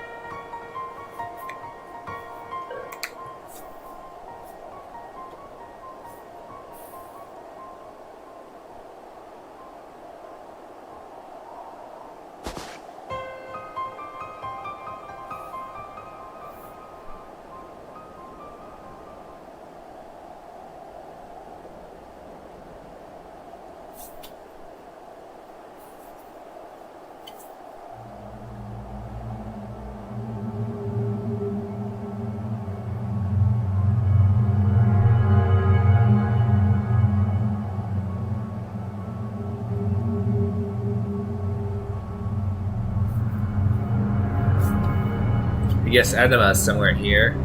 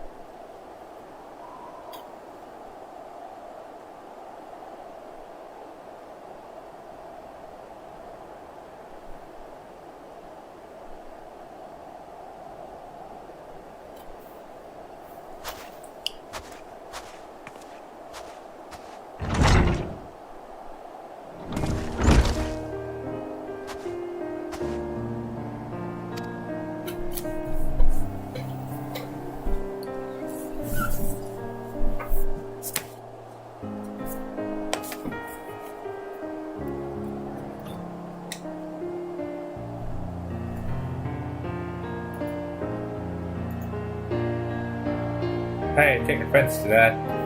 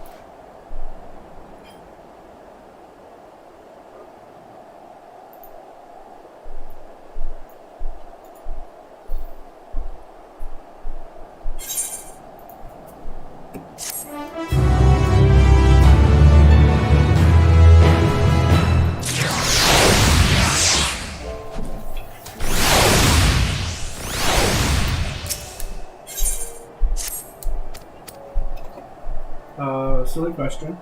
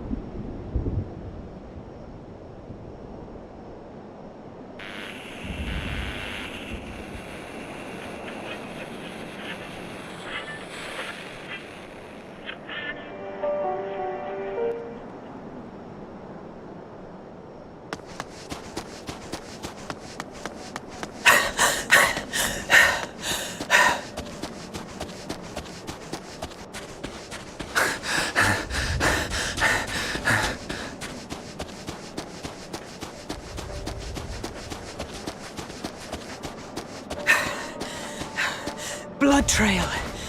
We found one. They were attacked.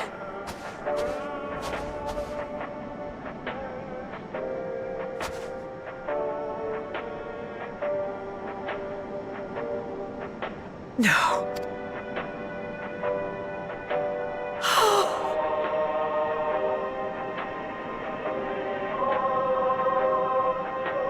Why?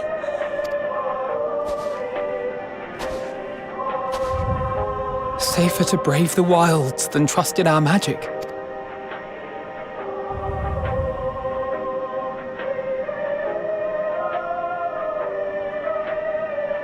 We should have...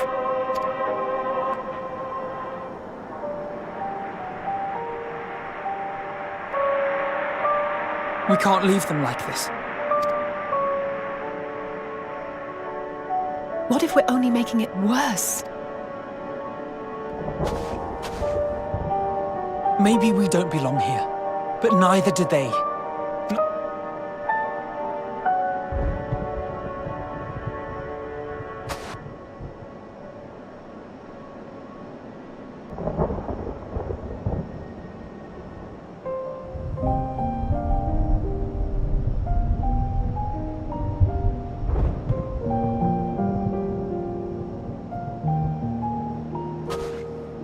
I heard the story about Varus's voice from beyond the grave. Of course, I didn't believe it, but Licinia and her sister did. Perhaps there is something to the tale after all.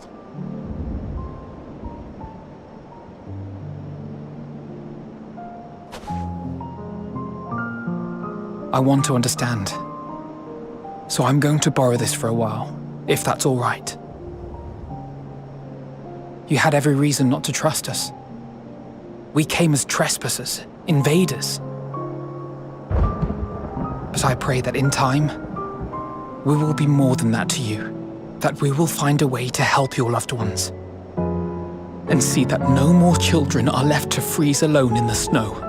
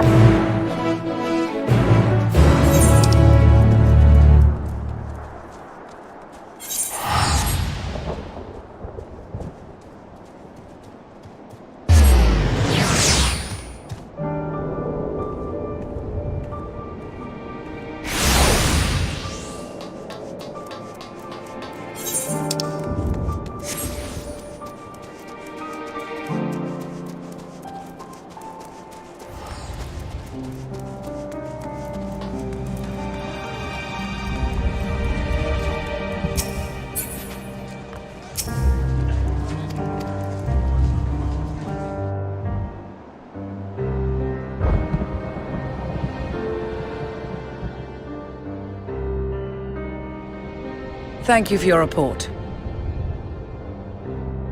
We shall inform the troops of these developments and instruct them to proceed with the utmost caution should they encounter any survivors. Allow me to go and speak with the ones at the victor's spoils. They may be more willing to listen to a fellow Garlean and accept our offer of assistance. I pray you are right. And though I am loath to burden you any further, Should there be an appropriate occasion to speak of Licinia and her sister, please do so.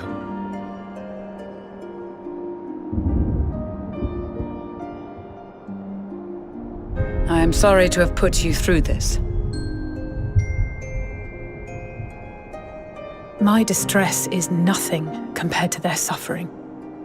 So tell me, what else have we learned?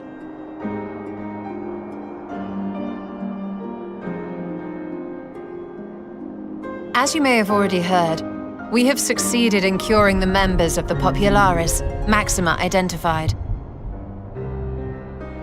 They have provided us with some intriguing insights into the current state of Garlemald.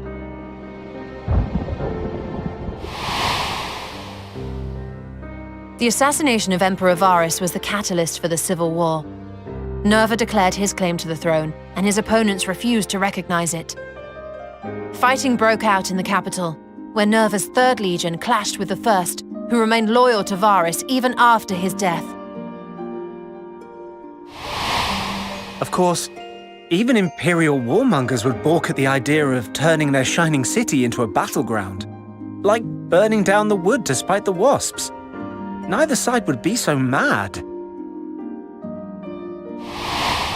Unless something or someone inflamed their animosity to such an extent that they could not help but act against their better judgment.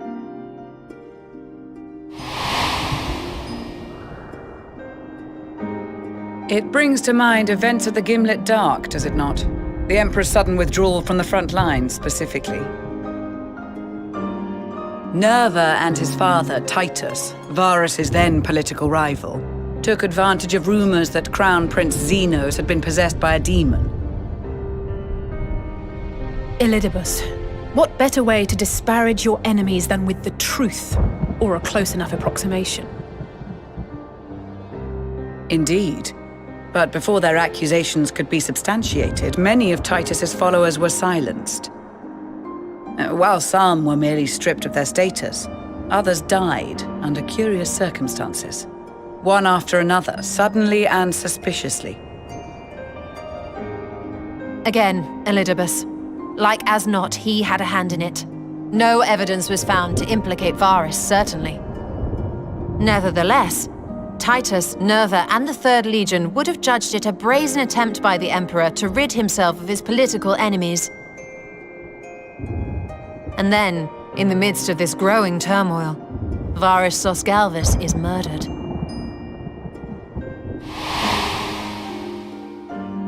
And Garlemald's own prodigal son, Gaius van Belsar, is named the murderer. Shortly thereafter, Nerva claims the right of succession, and in response, the 1st Legion claims the assassination was part of a coup d'etat orchestrated by Titus and Nerva.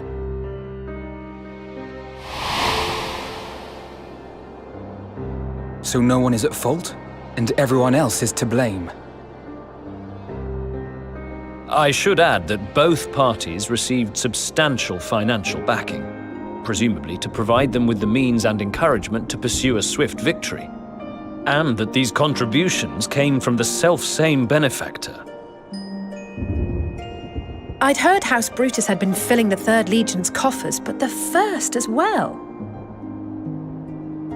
It would seem so. Though the Popularis determined that the 1st Legion received funds from a variety of organizations, all had connections to House Brutus. So Fandaniel, in the guise of Asahi, was playing both sides against each other the entire time. The information we gained from my friends does not end there. One night, shortly after fighting broke out, the capital was shaken by an immense tremor. From that point onward, they have no memories, no recollection of any events, including our clash on the Magna Glaciers. But when asked about the Imperial Palace and its bizarre transformation, they somehow recall Emperor Varus giving them orders in their dreams. May the Tower of Babel stand as testament to the glory of Garlemald. This sounds awfully familiar. We have something to show you all.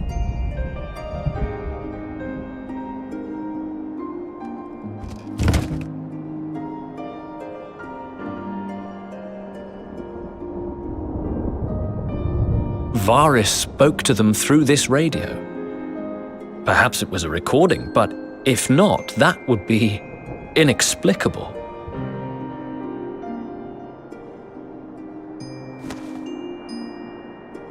We are of one mind, then.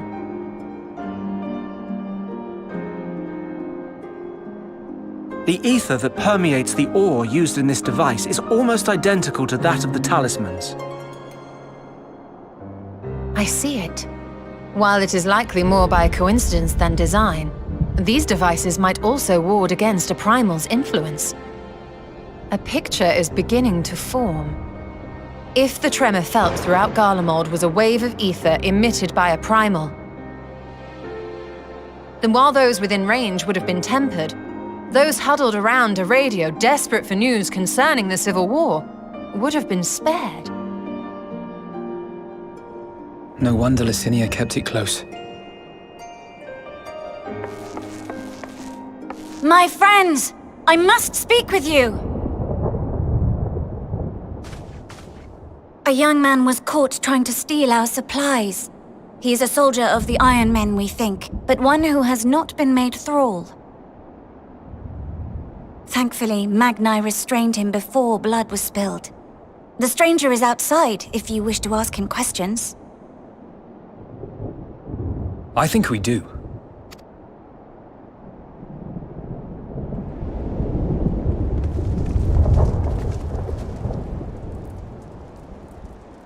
Who do we have here?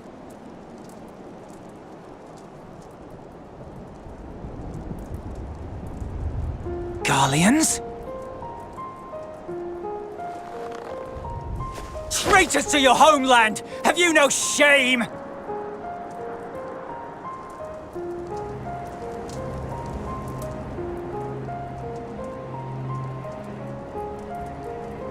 I am Lucia Junius, a Temple Knight of Ishgard. And you are? Iulus Pier Norbanus. And that's all you invaders will get from me. We are not here to invade Garlemald. Far from it. Like you, our allies in Eorzea and the Far East fight in defense of their lives and their loved ones even as we speak. But it is the people of Garlemald who have suffered most. This we know. And that is why we have come to offer you our aid, that we may unite against our common foe.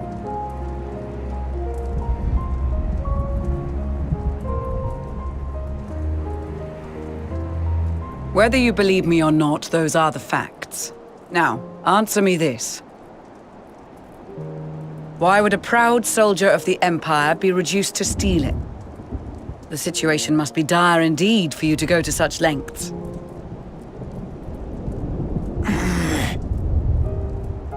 If it is supplies you seek, we would gladly share ours, or turn a blind eye while you leave with your spoils.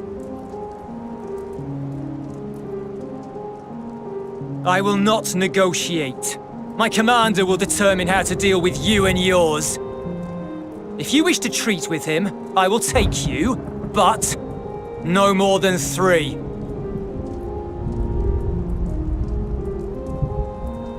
I don't much like the sound of that. But if we do accept his proposal, I suggest the 2 of us and...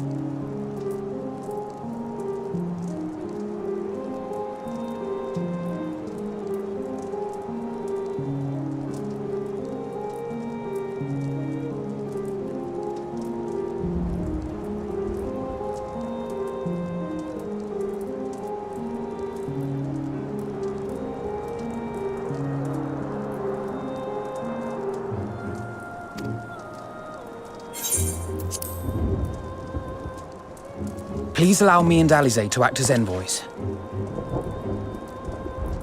May I ask why?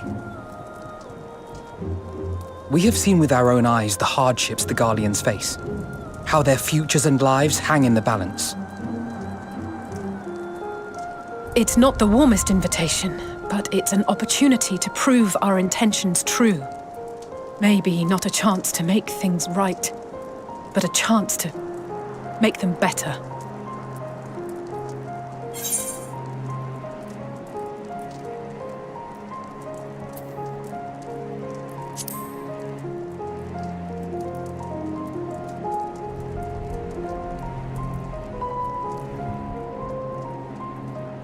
I can see that persuading you otherwise is a lost cause, but you will proceed with the utmost care.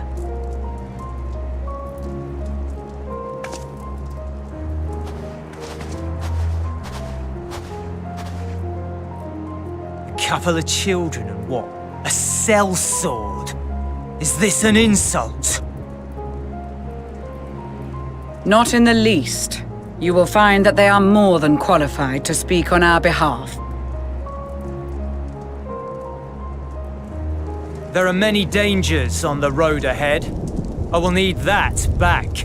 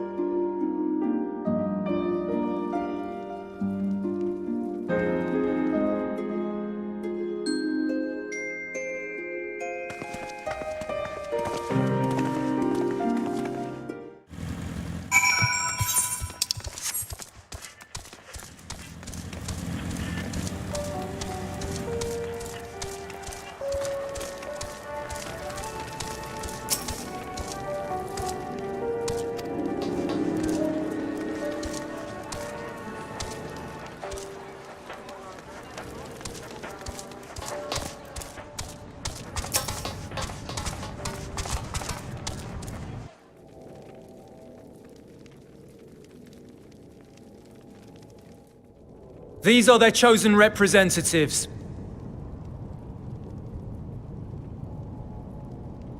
Very well. Let us hear what they have to say.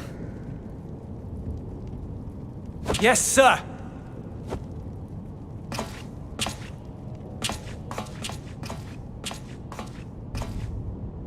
I present to you our commander, Lord Quintus Van Kina, Legatus of the First Legion. The First? I had no idea you had survived.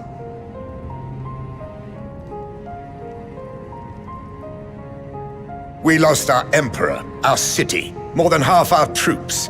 For my wounds, I may never take the field again. But we survived, aye.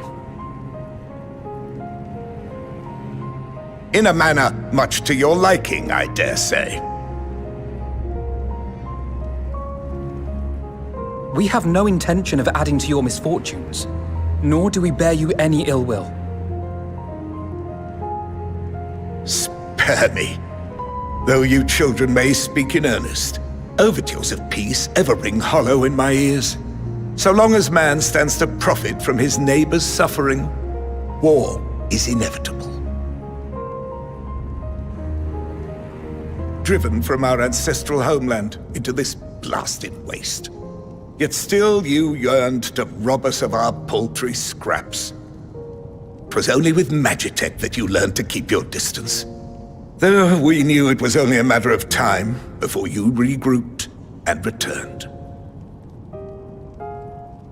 Conquest and Empire were our only defenses. Emperors Solus and Varys understood this, and through their campaigns saw us grow and prosper. Much blood has been spilled in Garlemald's name, aye. But if it is a choice between yours and mine, then it is hardly a choice at all. I do not deny that a great many conflicts throughout history were driven by the desire or necessity to gain by another's loss. That is not why we are here. Nor have we come to petition your aid in the war with the Telophoroi, grave though that threat may be. Our purpose is simply this. We wish to help you. Let us help you. If there is aught that can be done to ease your plight, we would be glad to do it. Perhaps you would.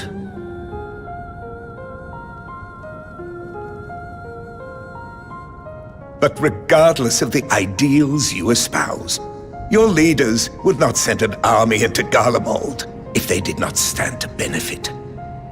If we accept their aid, they will expect their efforts to be rewarded once the Telophoroi are no longer a threat. And after compensation and concessions, the great empire would be brought to heel. Her enemies rejoice at her downfall. Our third eye, a mark of shame. We won't stand idly by and let your people be humiliated. And we're not alone in that. We only want to make a difference, to make this world of ours better. Surely you can understand that.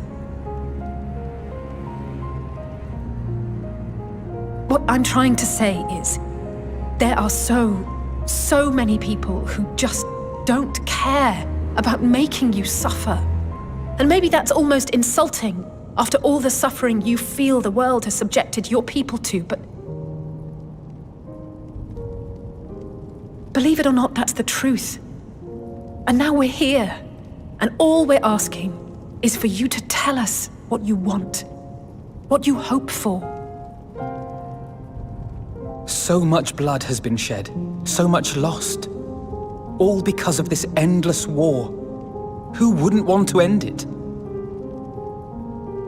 Can we not work together to face our problems as one?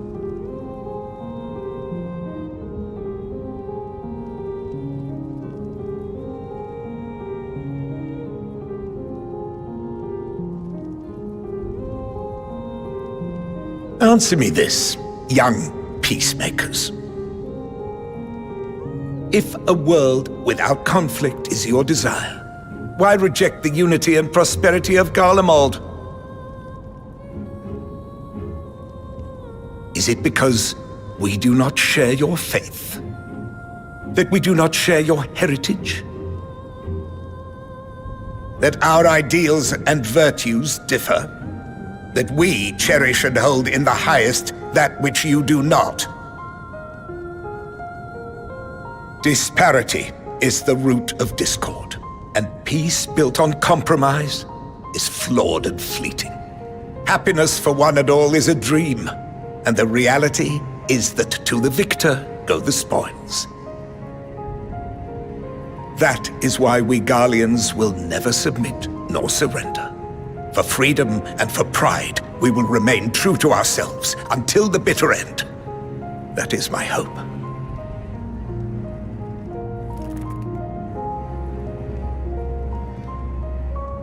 It seems there is nothing more to say on the matter.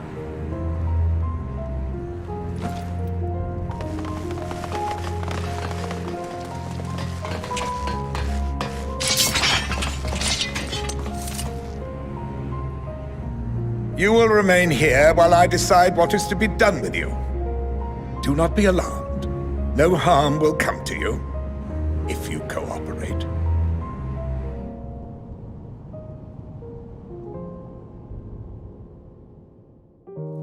We will not resist. However, as your guests, I ask that we be allowed to speak with the other members of your group. As you wish. I had no intention of locking you up, as by dawn you would be frozen stiff and you're no good to me dead. You are free to move about the encampment, but there is one condition. Collar them.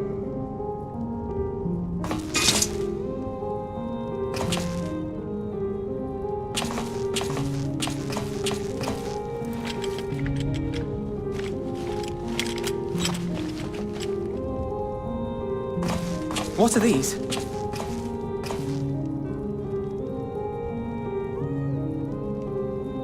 Incentive. You'll be watched at all times. Stray too far or act suspiciously, and we will administer a rather painful shock.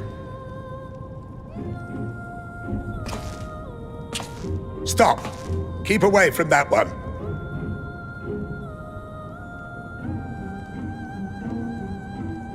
The champion of Eorzea is not so easily cowed.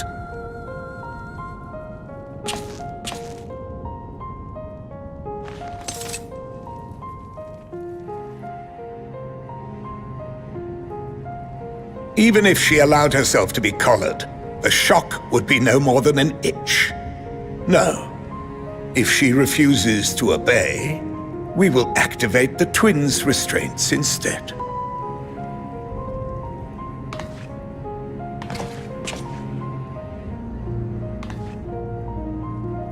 You needn't worry about us.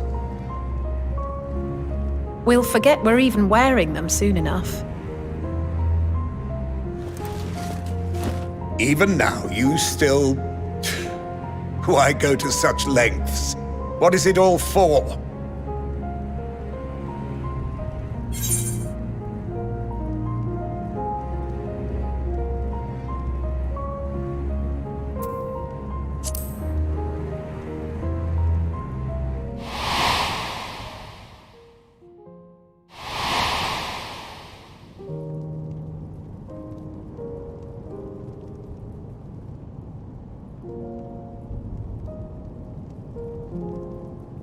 You are a curious one. A far cry from the merciless barbarian others paint you to be. You will be their warden. Take them away. Yes, sir.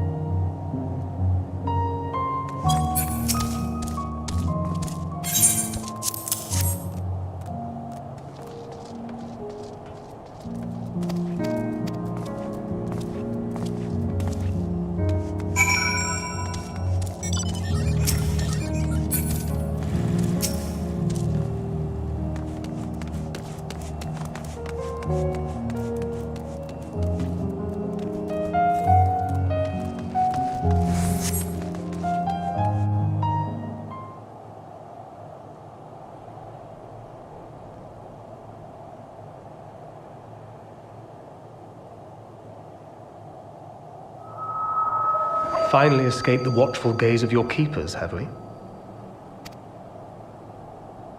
Don't react. You'll only draw attention to yourself. Just carry on as you are and listen. After you left with the Garlean lad, Lucia bade a few of us scouts follow you at a discreet distance. We observed you being led into the station, but decided against venturing inside. When you emerged sometime later, and we saw that the twins were sporting Magitech collars, it was clear what had taken place. Now, as quietly as you can, tell me everything.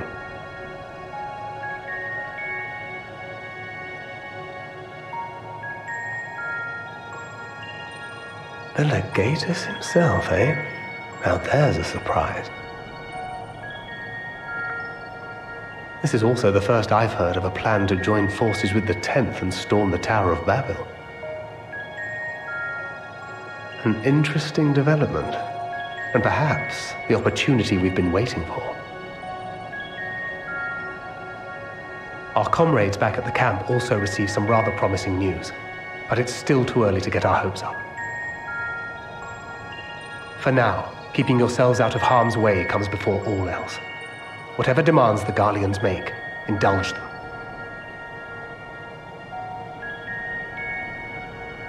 With luck, this will all be over soon. Until then.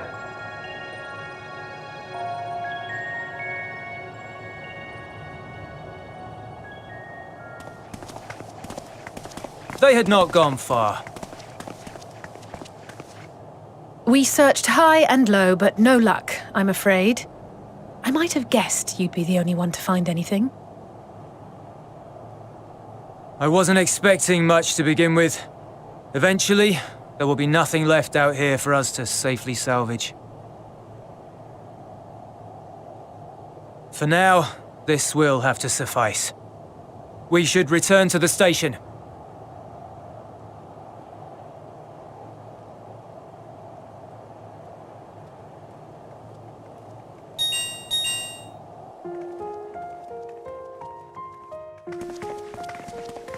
Ah, there you are. Heard you'd gone hunting for ceruleum above ground.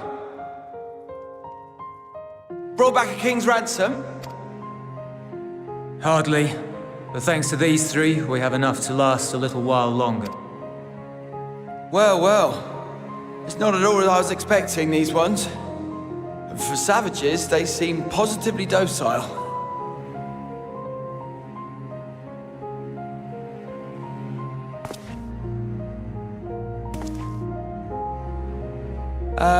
It's a poor attempt at humor.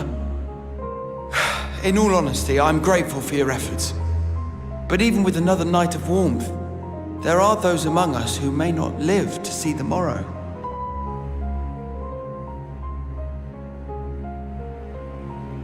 I trust your expedition was fruitful. Lord Quintus!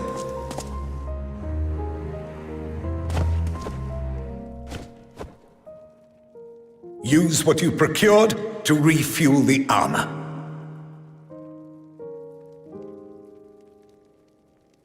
But, sir, what about the heaters for the camp?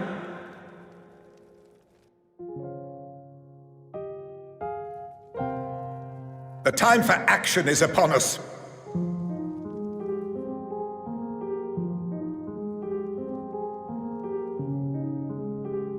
My men and I have matters to discuss. In the meantime, you are to wait here. Do not forget, you are being watched.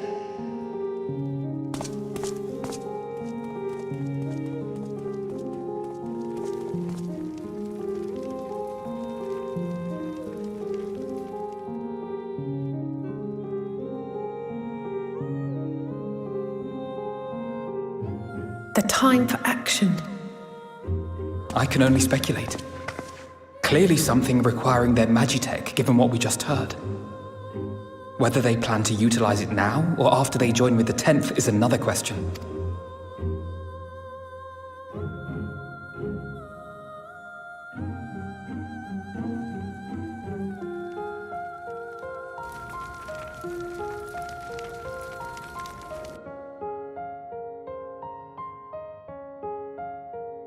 Will they ever escape this cold?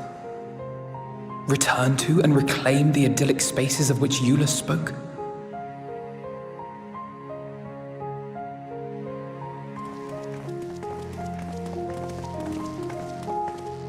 Finished your war, Council?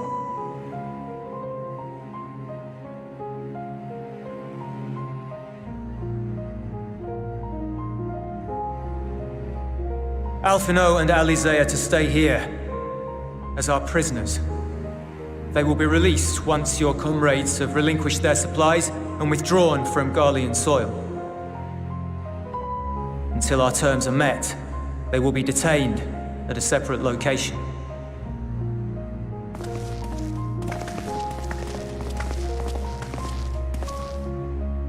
After everything we've said and done, this is how you treat us. Our allies have but limited supplies.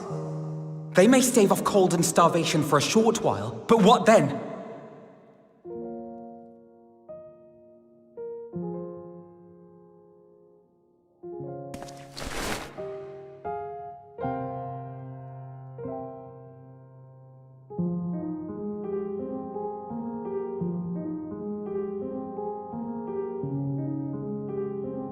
For now, keeping yourselves out of harm's way comes before all else. Whatever demands the Garleans make, indulge them.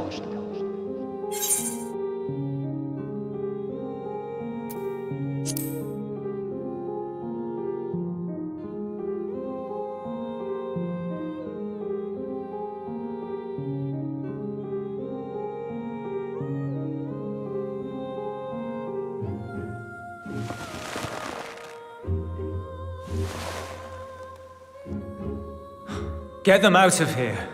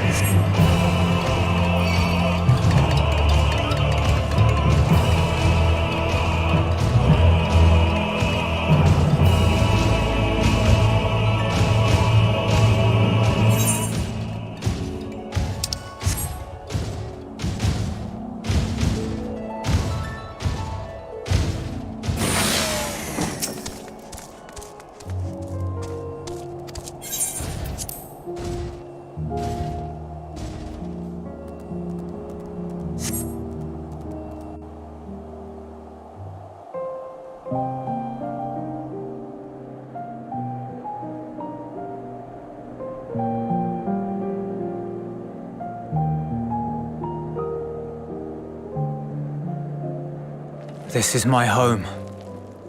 Our home. At least it was until that night. I was with Lord Quintus when the capital fell, and thus spared. My family, who did not own a radio, were less fortunate. When dawn came, I made my way here. My parents, my little brother and sister, they were still inside. But they weren't themselves, and they tried to. And I had to.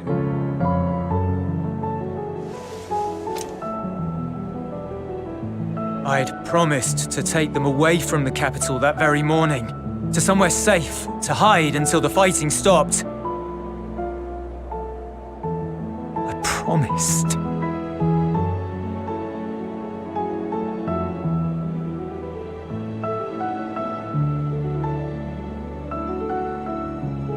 The Garlean flag bears a chain, the bonds between our countrymen. A red link at its center, the blood of the fallen. Our loved ones who lived and died for Garlemald.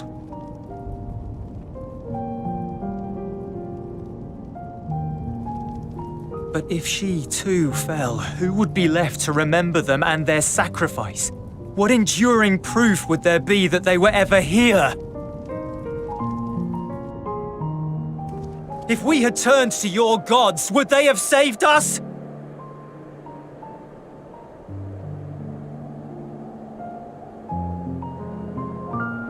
I'm sorry, forget I spoke. We should go.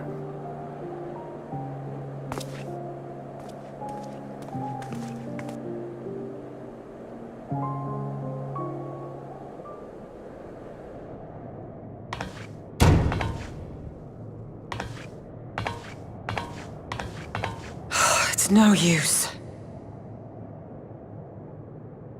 Believe me, I do not enjoy being here any more than you. But she wanted us to play along, so that is what we will do.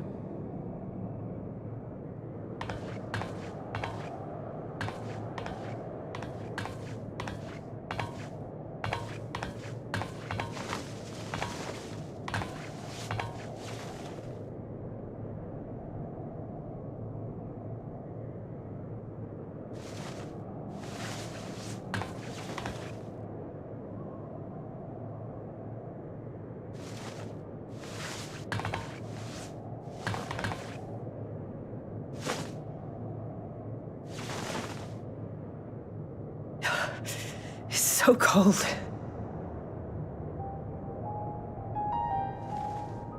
Painfully so.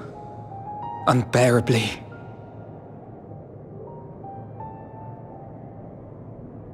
I've been thinking about what Quintus said. About why no one would accept Garlean rule. Irreconcilable differences. When coexistence isn't an option, only conquest remains. Varys at Gimlet said much the same. Only by uniting the world beneath a single standard would we rid ourselves of the Ascians. United as one people, one race cleansed of imperfections. A cold and unforgiving vision. And when we fail to live up to their standards, what place is there for us in their world? But the truly sad, truly frustrating thing is how damnably similar it all is to the lofty ideals of Father and the Forum. Non-intervention. Always non-intervention. Protect our knowledge and our people, and to hells with the rest of you. And yet, I can see how it happened. Varys and Father looked to their elders for guidance and took their virtues as their own. But for this world was of their making. In who else could they place their trust? All of us lost in a sea of chaos, searching desperately for purpose and meaning. But it shouldn't just be an extension of another's. It has to be ours. It has to be. We all have a stake in this world. No one should be silenced. I won't deny that we lack the experience of people such as Father or Quintus. Perhaps they've come to see the world as a series of problems, and the most efficient way of solving them, to reduce everything to fundamental forms. A stone is a stone, a cloud, a flower, no more than that. Simple descriptions that strip the subject of distinguishing characteristics. A man is a man, divided according to race, creed, or allegiance, and to some, defined by such associations. Is that what you think? In my misbegotten youth.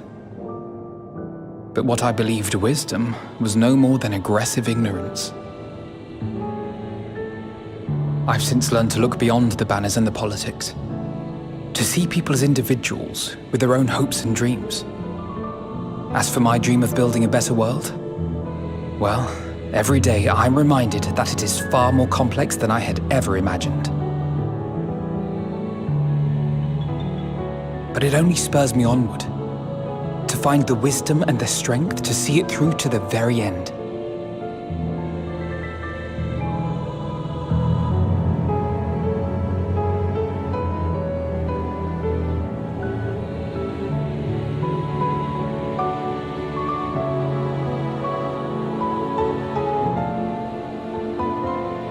All of our supplies and an immediate withdrawal. These are your conditions? Demands. And you forgot about the airship. Once again, you will leave one behind. It will be used to return the prisoners. Their collars will be removed prior to the exchange.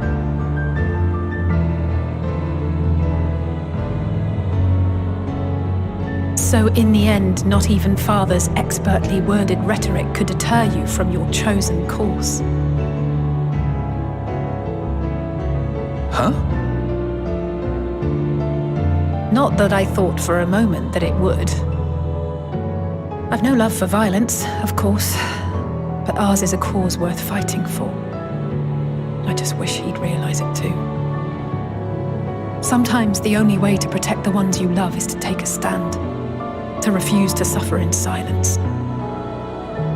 I want you to know I share your conviction.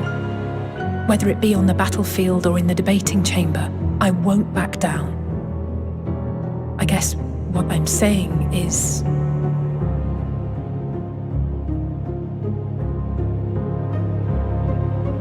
You've found your own reason to fight. Yes. Yes, I have. God's willing, there will come a day when we can finally lay down our arms, and there will be peace. But not until the Telophoroi have been defeated once and for all. And you, brother, will have a vital part to play. By your words and deeds, you'll lead the way. I pray I am up to the task. There'll always be naysayers. Those who think us fools for even trying. It's easy for learned elites to criticize earnest efforts and assert their moral superiority, all without offering alternatives. Not that their sophistry has ever wounded you. So stubborn and strong.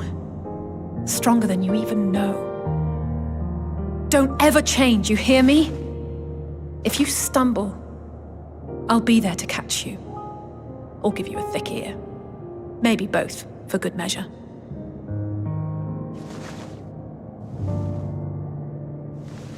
Thank you, Alice.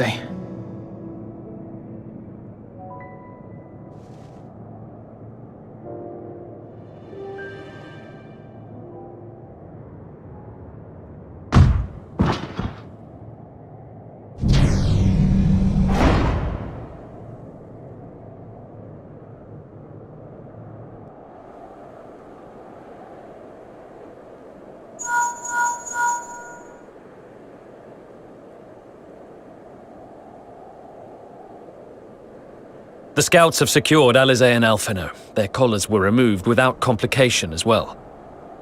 They report no casualties, not for their party nor the guards, who will wake from their premature slumber in due course.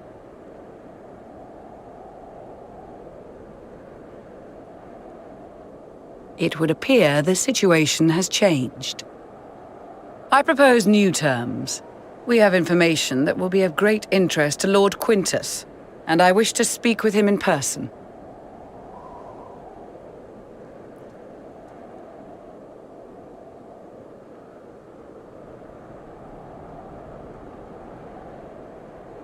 No. In the event you rejected our first proposal, we came prepared with a second.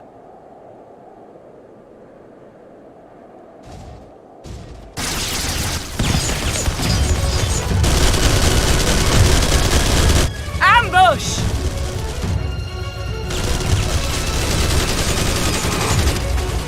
More are coming! Make ready! We, the loyal soldiers of the First Legion, proud servants of Garlemald, of the fallen Emperor Varys, shall safeguard these lands from the barbarian hordes until our countrymen return!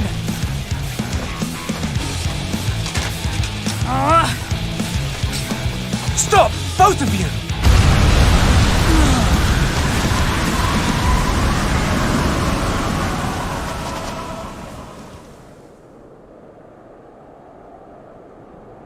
This child may be the worst emissary I have ever seen.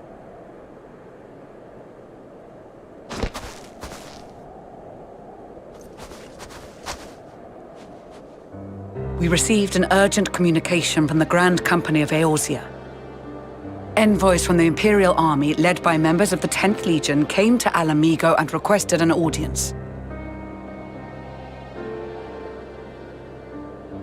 They explained that their efforts to coordinate the reclamation of the capital with the aid of the 4th, 5th, 8th, and 12th had ended in failure. Communication between most legions has broken down entirely. Most of the 10th's conscripts have deserted, leaving their forces severely depleted. That is why, unable to continue the fight on their own, they and their allies turned to the Grand Company of Eorzea for aid. Lies! Every word! It is the truth, and I have not finished. The 10th has requested that we deliver a message to Lord Quintus. Have the ill stand down.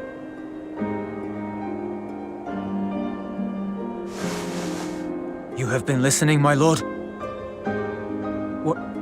What are your orders?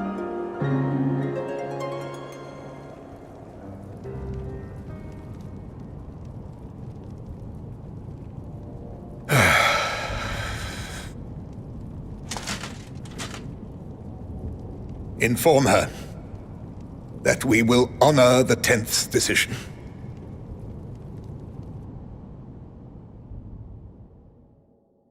Bereft of hope, and now dignity.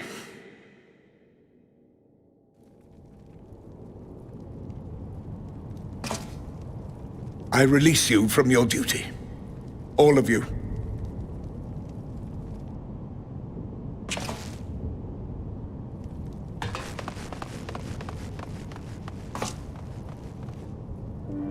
I take solace, your radiance, in the knowledge you are not here to witness our debasement. 'Twas a grand, glorious dream we shared. Of a world united, of peace and prosperity.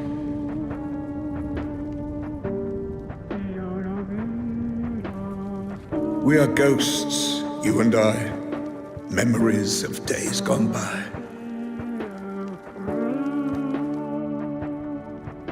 Bonds forged in blood that I will not see tarnished.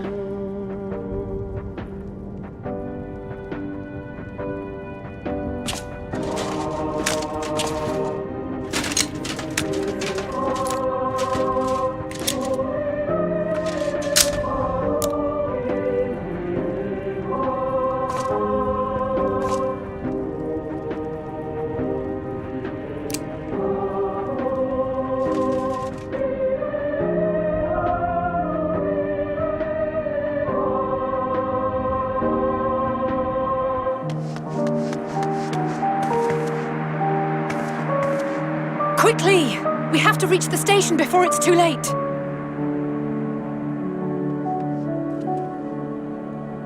If there is still a chance that Quintus will agree to a truce, we must take it. I just hope we get there before he and his men do something rash.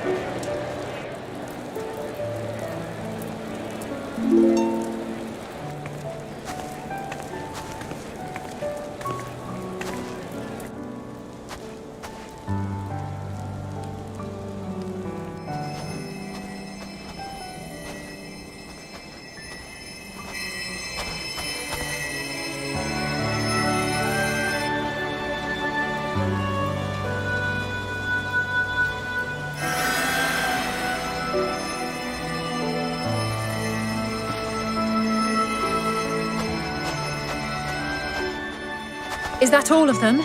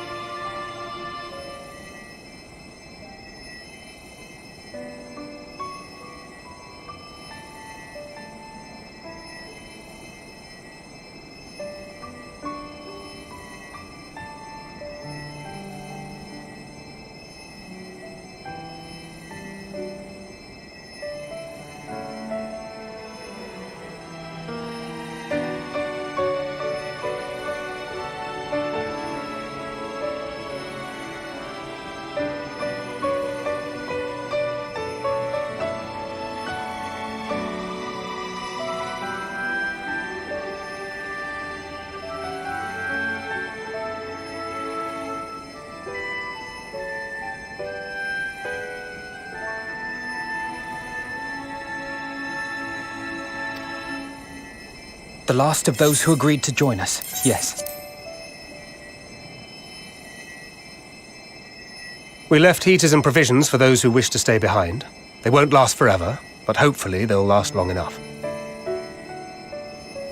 For now, I think everyone's earned a rest. We'll see to those in need of medical attention, so take the others with you and get yourselves some hot soup.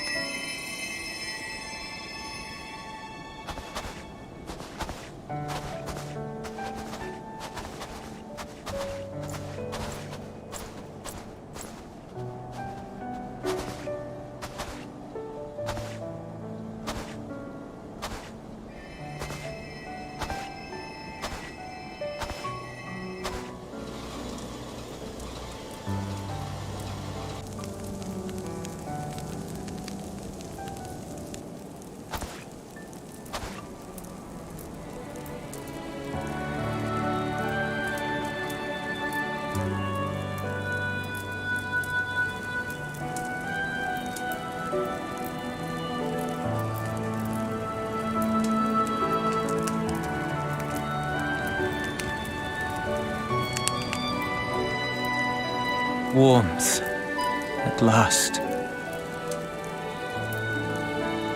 Marvelous, isn't it? All thanks to the resourceful machinists of Ishgard, I might add. On their behalf, I bid you warm yourself to your heart's content. Hold on. Your people might have scribbled a few things on a piece of parchment, but it was our Leminson Smiths that put the bloody things together. Well, be that as it may, we single-handedly got the interior heating up and running again, didn't we? The hells you did! We were there every step of the way. We? You barely raised a finger to help, you ale-sodden reprobate. I did a damn sight more than you, you lily-livered bilge rat. Take that back. Make me. I will not stoop to your level. Here.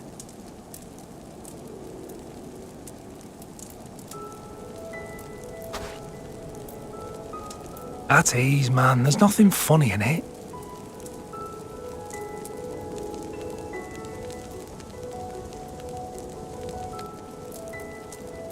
I'm from Alamigo, but was a conscript until recently. Used to eat this with the officers. Apparently, it's adapted from a steppe recipe. This is my first time trying it, and I have to say, it's not half bad. It's a bit too flavorful for my liking. Perhaps compared to what you're used to.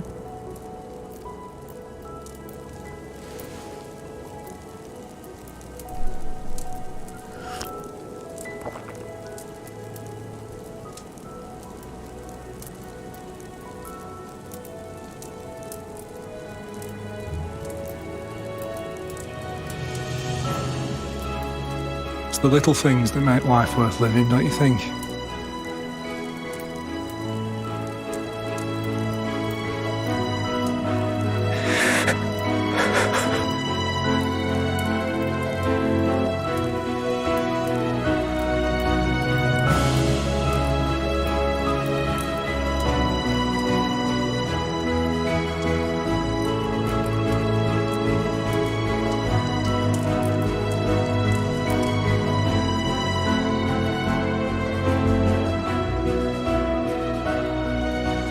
I know this is not a dream, and yet...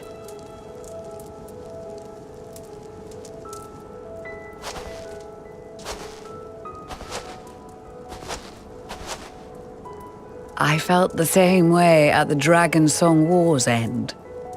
Every morning I would step outside and need to be reminded that it wasn't my imagination, that my world had been forever changed.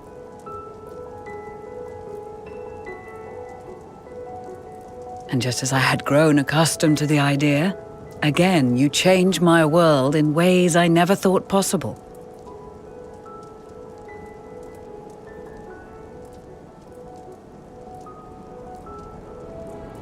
Were it not for you and your fellow scions, the rifts between man and dragon and myriad tribes might never have been bridged.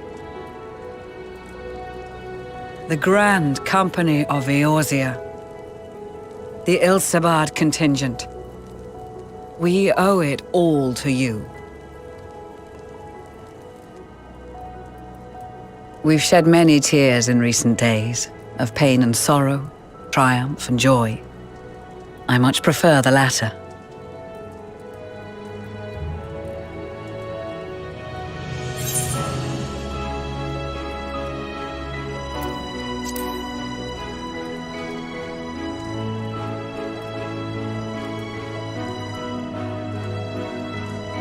Indeed, we can but do our utmost to unite these disparate peoples and lead them to victory.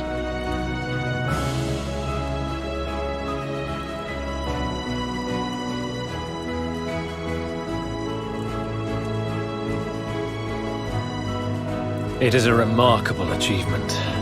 Everything that I and the Populares had hoped for, and more. Would that it had come sooner.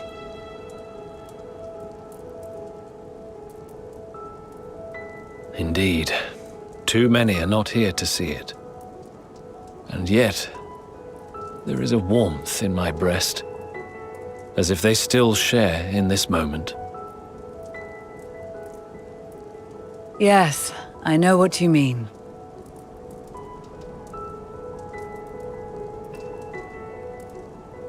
On a night like tonight, the wind and cold seem to pass me by.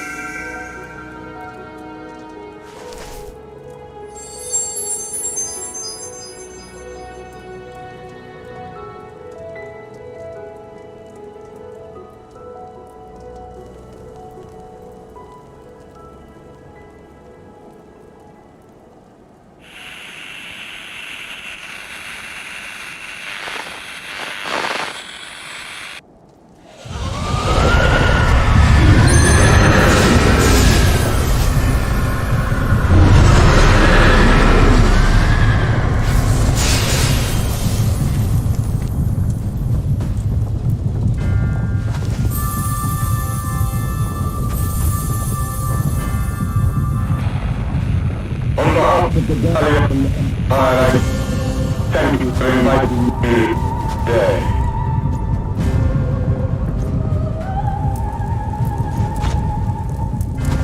What? Emperor Varys?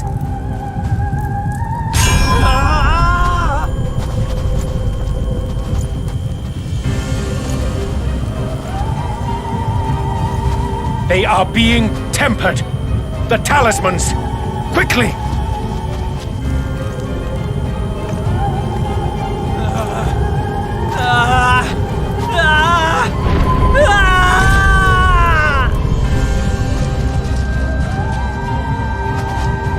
Save me, brave hero! My lord has requested your presence, and I would hate to disappoint him.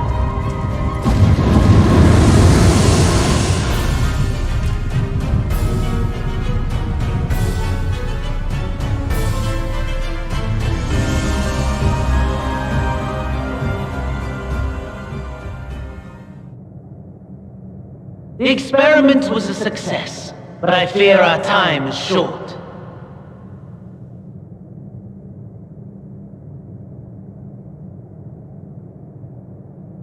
I shall begin the preparations.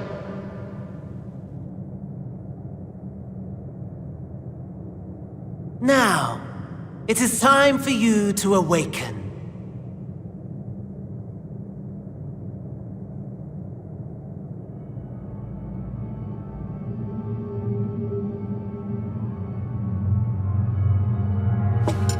Good morrow to you. Here, have a taste before it gets cold. Oh, but be sure to remove your helmet. Take a moment, too, to familiarize yourself with that borrowed flesh.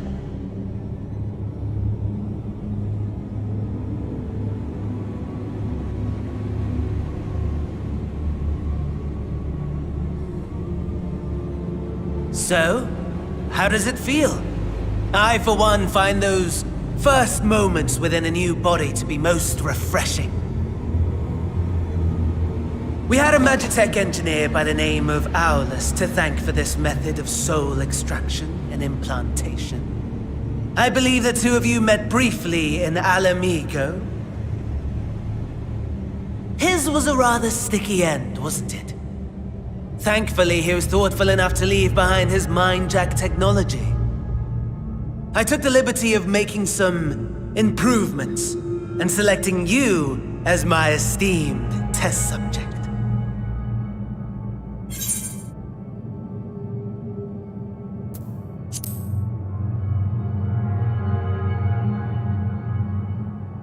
Come now. To us Asians, it is no different from trying on new clothes. Why not make the most of it by partaking in this fine cuisine? I must say, I have gone to great lengths to reunite you with my lord. When I discovered that his friend was in this neck of the woods, I suggested inviting you over for dinner. He never deigned to respond, but I took his silence as a resounding yes.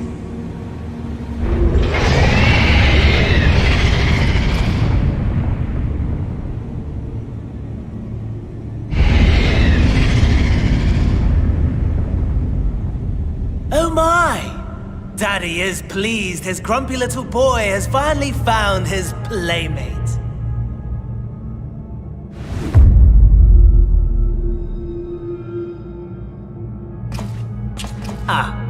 Exposition is in order. The Gallian Empire has long outlawed all forms of religion. No gods to worship, no... But people being people must turn to something or someone in their hour of need. Who then? Why, His Radiance the Emperor, of course.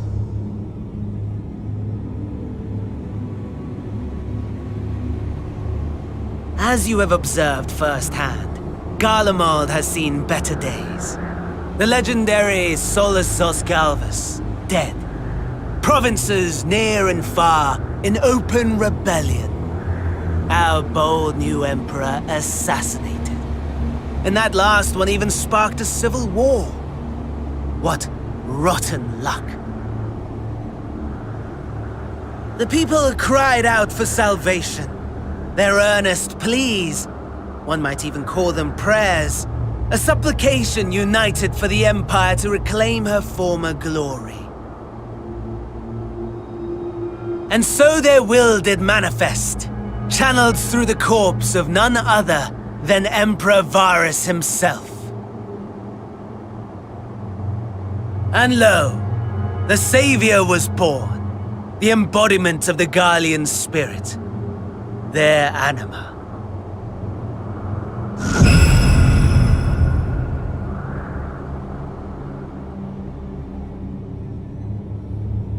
It calls to its subjects, compelling them to take up arms and fight. And just as the wealth and power gravitate towards the Empire's capital, so too does ether from every corner of the globe. The towers with which you and your allies have been so preoccupied were created as an extension of Anima itself. An ingenious design. Would you not agree, my lord?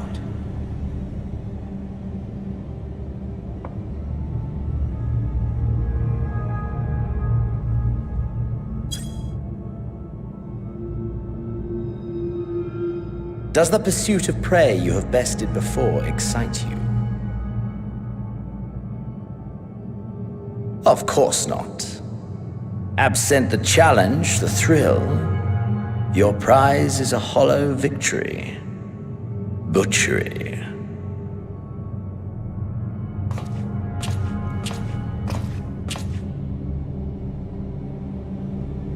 Perhaps you think that to be the extent of my promise. I have no doubt fallen in your estimation since Alamigo. Fair enough.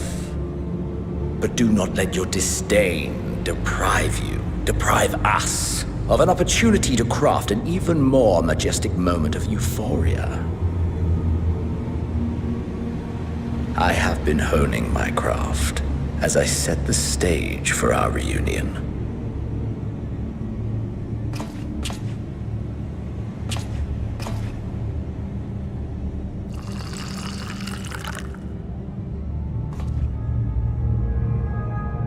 Wheresoever there is suffering and despair, you appear to fulfill your duty as defender of this star.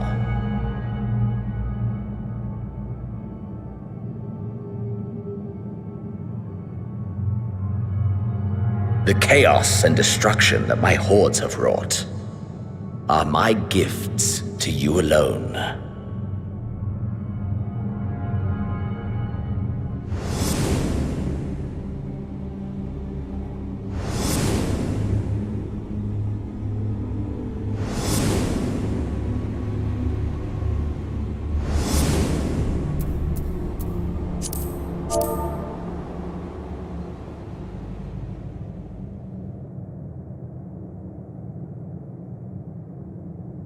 At a loss for words? No matter. As you will learn, I have only just begun. Oh, will you not finish your meal? There is only one thing that can sate my hunger, and it would seem my friend has lost her appetite. I hoped this display of civility might prove an entertaining diversion, but clearly we are above such pretensions.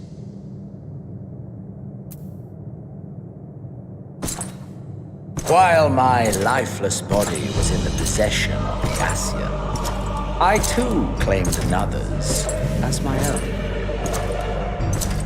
It was an enlightening experience to fight in an unfamiliar form. Flaws and failings in my technique were plain to see. Whence rises one's true strength? The flesh? The soul? Perhaps you should like to discover the answer for yourself.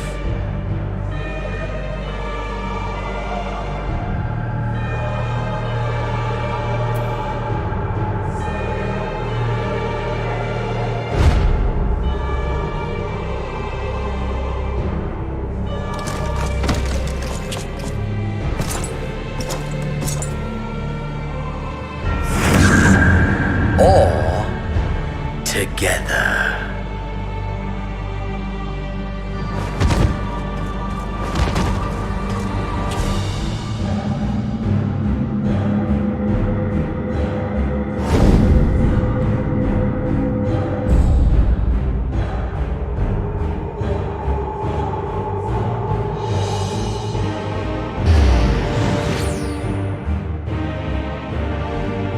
Oh dear! Whatever would happen if my lord were to greet your friends as you? I shudder to imagine what carnage he would wreak.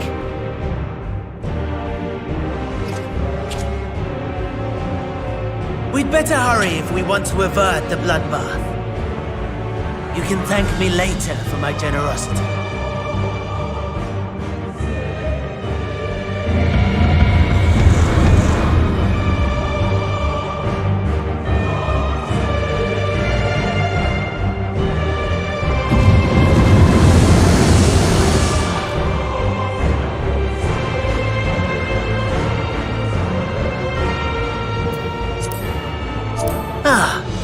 There it is. Your camp, I believe.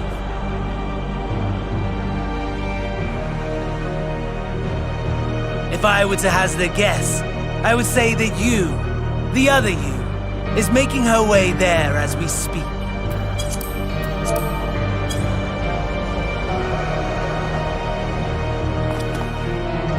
Alas, this you will have to walk from here. Or run, if you can manage it. My lord would be cross if I made it too easy.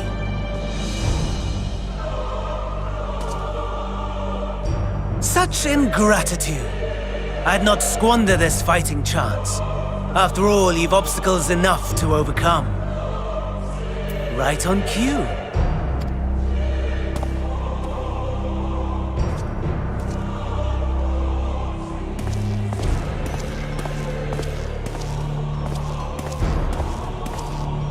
Tempered soldiers, withstanding orders to kill those not sworn to anima.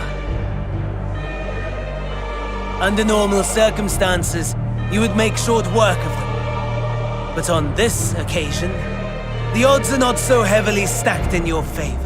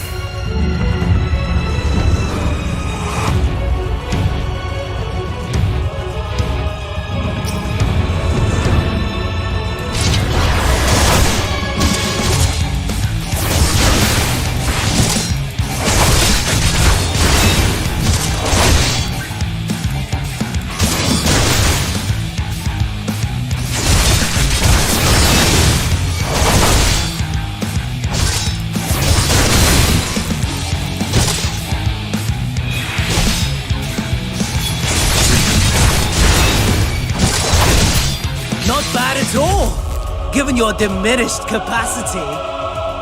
Nevertheless, 'twould perhaps be prudent to keep to the shadows, scurrying about like a rodent.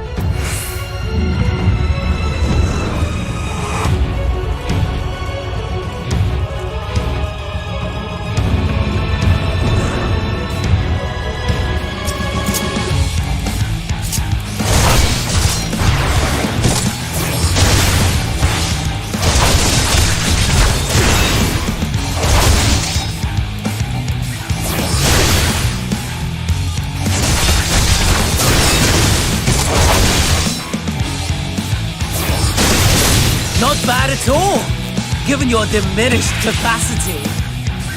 Nevertheless, 'twould perhaps be prudent to keep to the shadows, scurrying about like a rodent.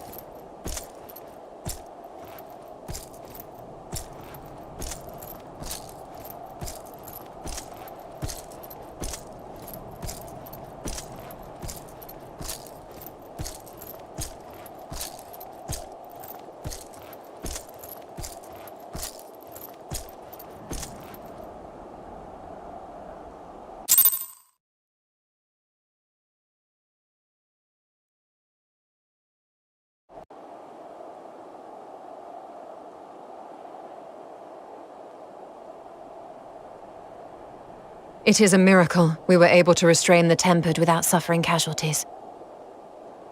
A welcome one. Arun, Senna and the others have their hands full as it is. Thankfully, there are enough scales for everyone. And what of Eulus? His symptoms were particularly severe. They were, but others fared still worse, including some brought back from the Magna Glacius. As those in most desperate need take priority, it may be a while before he receives treatment. But rest assured that he will. In the meantime, we must find our missing friend. May the Fury guide you.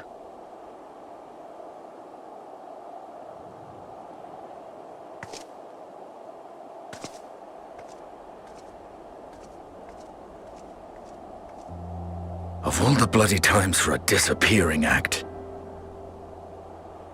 Right when the first wave struck, we'd be fools to think it a coincidence. But where even to begin the search? No one saw her leave in the chaos, and we've no trail to follow. While I know full well she can handle herself, I worry all the same.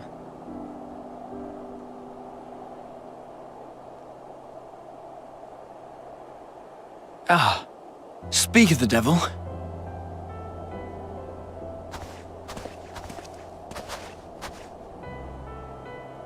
Well, time to call off the search.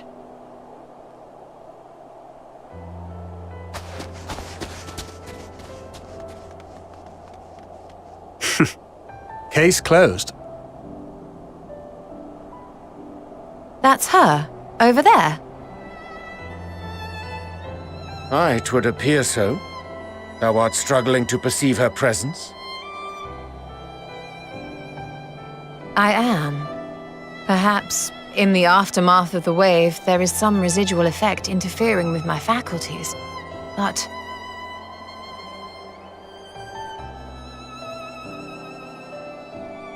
Where have you been? We've been worried sick. Now, all's well that ends well. Are you all right?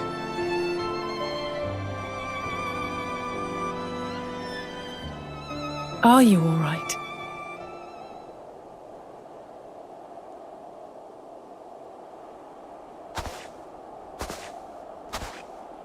Who are you?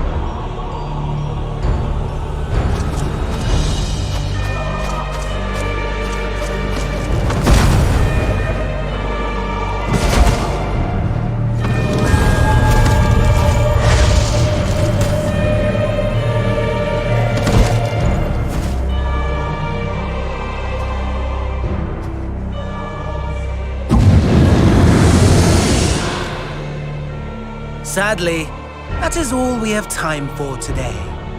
The effect has run its course, and back to your own bodies you must go.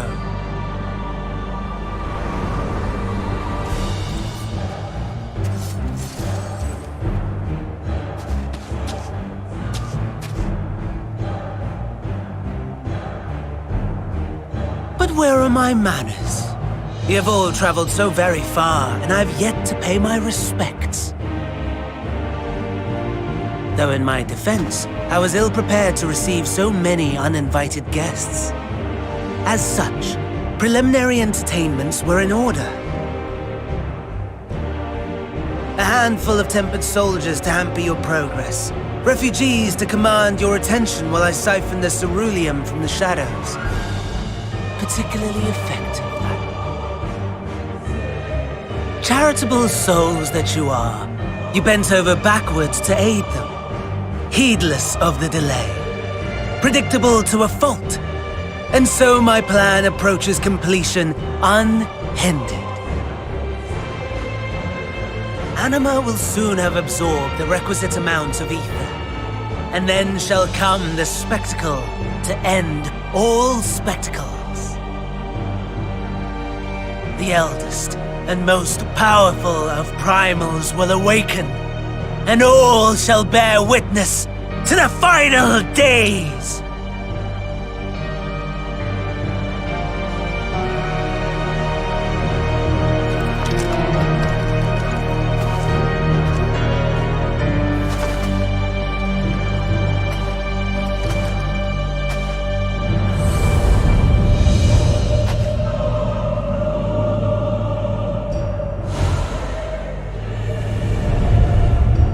The gods themselves will be my meal.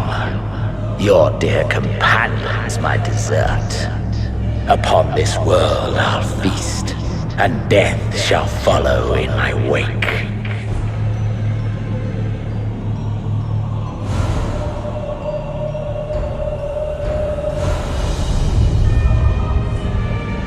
All your hate, all your rage, you will render unto me.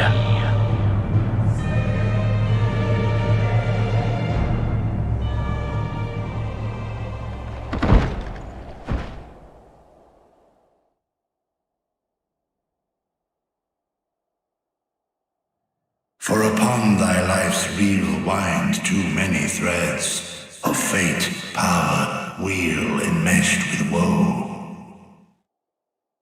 More terrible still is the attrition wrought upon thy companions, as they are swept up in the storm of thine existence. Take heart and protect them well. They will be your strength and your salvation.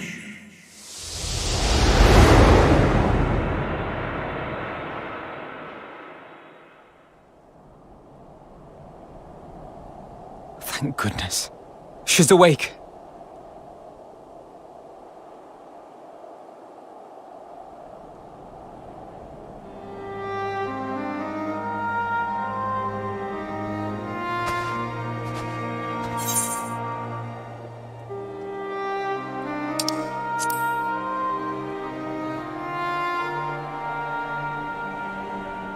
Perfectly.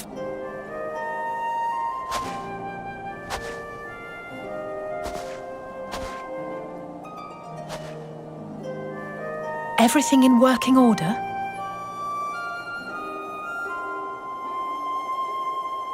That's a relief. Oh, and before I forget, thanks for coming to our rescue.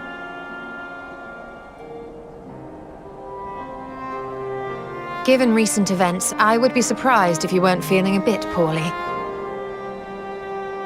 A hearty meal and a long rest would be my recommendation under normal circumstances, but these are anything but. If Van Daniel's boasts are to be believed, we must act quickly. Once you've blown away the cobwebs, we can discuss preparations for our assault on the Tower of Babel.